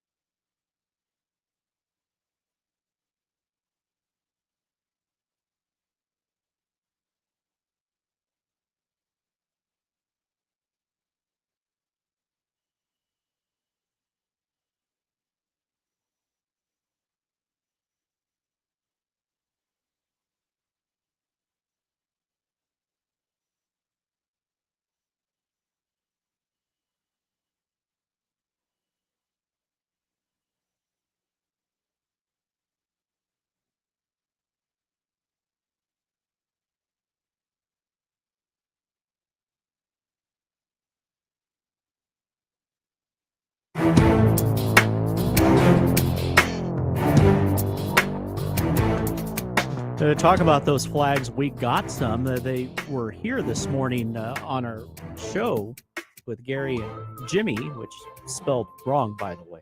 It's Jimmy. But anyway, just shout out. He's probably listening. Love me some Jimmy Allen. But anyway, so the Ronald McDonald House Charities, they do such a great job. And they were here today, and they brought us the big red flags. And so I didn't see it on the stream. I didn't open it. We'll open it later so we could take one home. And so if you picked up one of those, Gary was talking about how it is the right Herbie. It wasn't all for the new one, and he kind of gets on his deal, and I understand about that. But he approved, so if it's Gary Sharp approved, I think you'll like it too if they're still available. But anyway, so it's good that I have Joey here because Joey is younger. We established he's an old soul, which I've been accused of that. I was told that when I was 5 or 6. It's awkward if you're 5 or 6, you don't know how to tie your shoes, but yet you're called an old soul. But for all I know, they were saying maybe old soul. He's like 9 or 10. So maybe you can educate me on this because I was made aware of this by my wife, and I like shoes. I have lots of them. Now, I used to say, well, why do you need more than 2 pairs of shoes? I was that guy once upon a time. That's me. I'm exactly that person. I was your age when I used to say that. I mean, I have a few pairs of shoes. I got a couple Under Armour, and then I got one old one that I need to get rid of. And then I got some. Hey, the old ones are good when it snows. Yeah, I don't want to put on mine, boots or anything. I'm gonna put those on. So yeah, I'm not a boots guy, but when it's really bad, I'm gonna have to. You have to, yeah. Yeah, I'm gonna have to, especially in the Midwest. Yeah. So again, remember that when you're saying it's hot, although it looks like there's dark clouds. I don't know what's going on here, but. Okay, so I have a lot of shoes. I can't remember what the count is. It's over 100, and I have no shame. That's fine. So on one hand, I understand this, but on the other hand, I don't understand this. Apparently, this is a thing now with the kids. Oh man, get off my lawn. And maybe you can educate me. So kids now, in their defense, at least they're taking pride in their stuff. So I'll give them that. We're going to criticize them. We got to give credit where credit's due. But they buy shoes at that time of year. They've gone back to school. Everyone has to gotta have about the fit. Gotta look good. Gotta feel good, smell good, all that. Again, not judging. I remember those days too. It was always sort of a fashion show to some extent for everybody. And even it doesn't matter what they were into or how they dressed, or it was just always about looking however you wanted to look. So kids that are into shoes, again, not judging. Good on you. I was because you do realize when you grow up, your feet, for the most part, are done growing. So you can buy shoes and they will last you if you take care of them, because it's not like when you grew 2 sizes and from one school year to the next. But kids do not want to get that crease in the front of their shoe.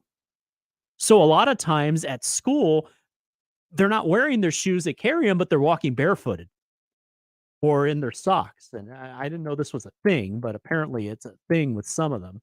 That I will judge. That's just weird. So you buy the shoes, but you don't wear them. But now there is a thing where you can put it in the shoe, like I don't know how to describe this, almost like a little, I picture it like a shoehorn type device, but not a shoehorn. And you put it inside the shoe. So it's uncomfortable as hell. You put it, it's basically almost like a plate underneath your shoe, not literally a hard plate, but it is to keep the shoe stiff. So you sacrifice your own comfort to prevent the crease from forming in the shoe. So the way I think is, in one hand, you're taking care of your shoes. So good on you. You at least get it, because there's nothing more defeating for many parents than when they go buy their kid new shoes and they buy them nice shoes. They look good. They're bright. They're just perfect. New school year. And they're wrecked to hell after one day because they were out in the dirt or in the mud, or some of these playgrounds. A lot of them have field turf now. I'm surprised they're not complaining about kids blowing out their knees, since apparently that's a thing now. But like playgrounds that we had sand, but I've seen gravel. The crushed tires, not crushed tires like what's in the field turf, but basically like wood chip looking things. But that stuff will paint and ruin your shoes. And I've seen it happen to where parents just defeated. I just bought you those shoes, and they're Jordans. I've seen that, and they ruin them. So obviously there's another argument there about, Well, why are you buying your kids that? I don't know. That's a different conversation.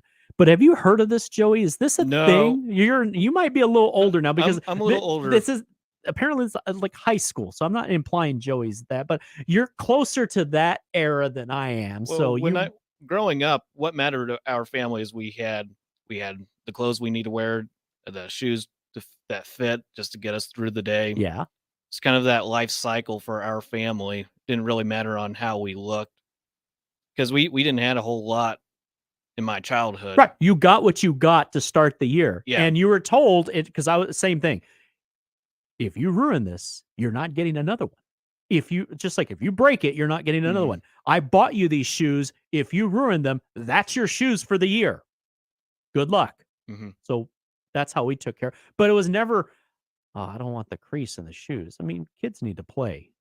But anyway, that's just something. Before I was done hosting the Happer show, I had to bring up, but we had all kinds of other stuff. And I guess that's my little soapbox. But apparently it's a thing with high school kids. I'll have to ask my nieces. They are in that era, although one of them's an old soul as well, and see what they have to say. And they can learn us up on what the kids are doing these days. Anyway, I digress. All right, one more segment to go. We're going to wrap it up. Joey's going to tell you what to watch tonight, this weekend, whatever he has pulled up. And then we'll wrap it up here and USC on a One Beer Friday on 1620 The Zone.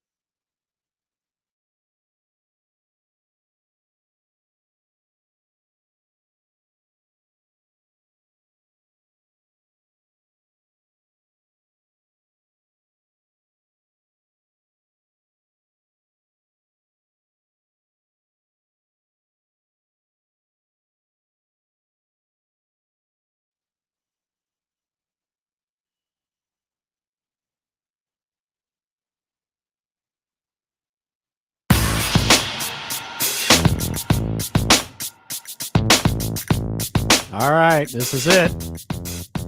Last segment. Connor Happer Show. Big thanks to Connor and Josh for trusting me not to ruin their show, get in trouble with the FCC, or get myself fired before I celebrate my 1 year at the Zone. Josh said there'll be cake or something. What there won't be are Takis, if you remember his story yesterday from Odd News, which was that was referencing. But anyway, let's move on because we don't want to live in the past.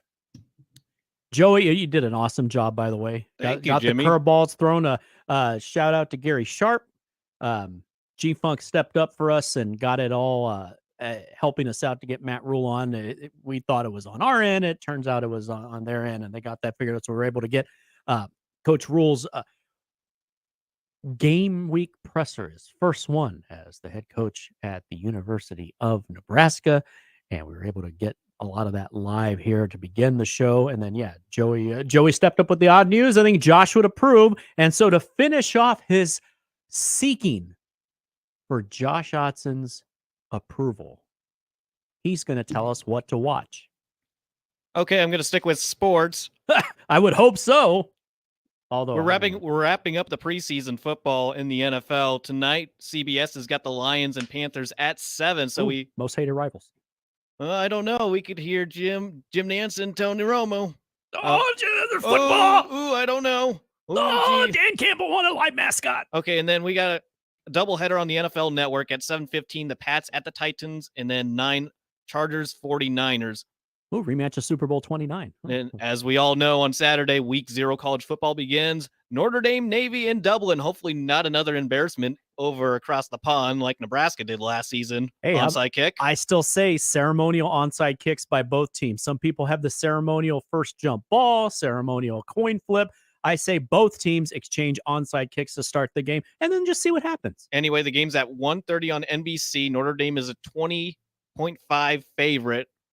I think we'll sweep through Navy. I like Indizzle to cover there. Well, anyway, we got an ESPN triple header. We got a couple FCS games on ESPN. 2:30 is North Alabama against Mercer in the FCS kickoff.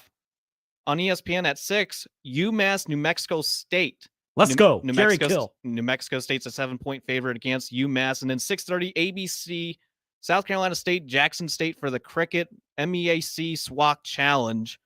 Then you mentioned earlier, Jimmy, Ohio, San Diego State. San Diego State's a 3-point favorite. That game's at 6 on Fox Sports 1. CBS Sports Network's got a doubleheader. UTEP, a 1.5 favorite, going on the road at Jacksonville State, newcomer in the FBS. That game's at 4:30, and then Gamecocks, Rich Rod at 8:00. FIU, Louisiana Tech, 8:00. Louisiana Tech is an 11.5 favorite.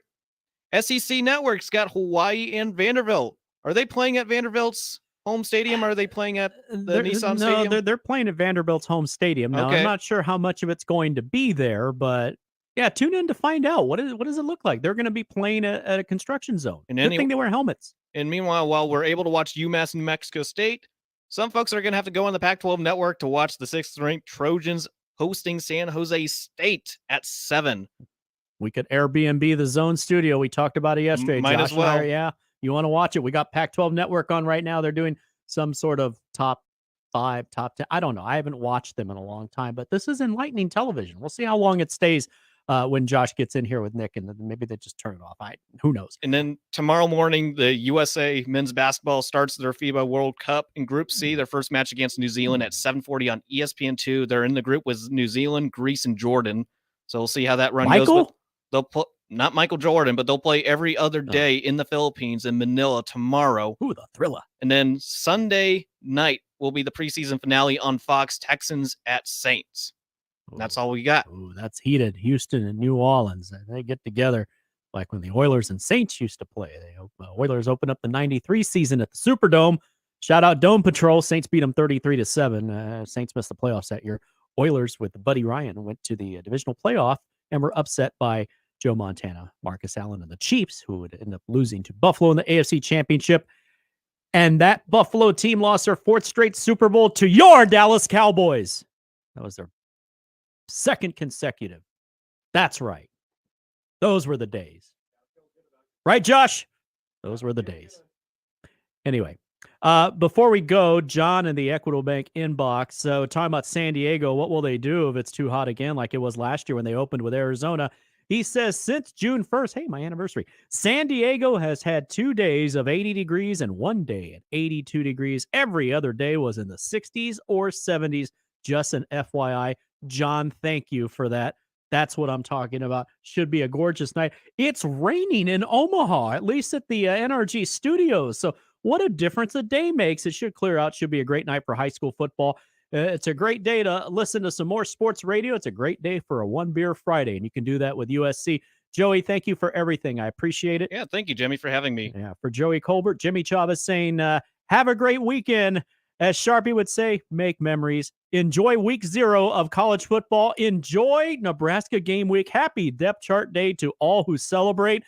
We'll talk to you next week when we'll talk about the black shirts. Oh, cross that off your bingo card. Run the damn ball. We are 1620 The Zone.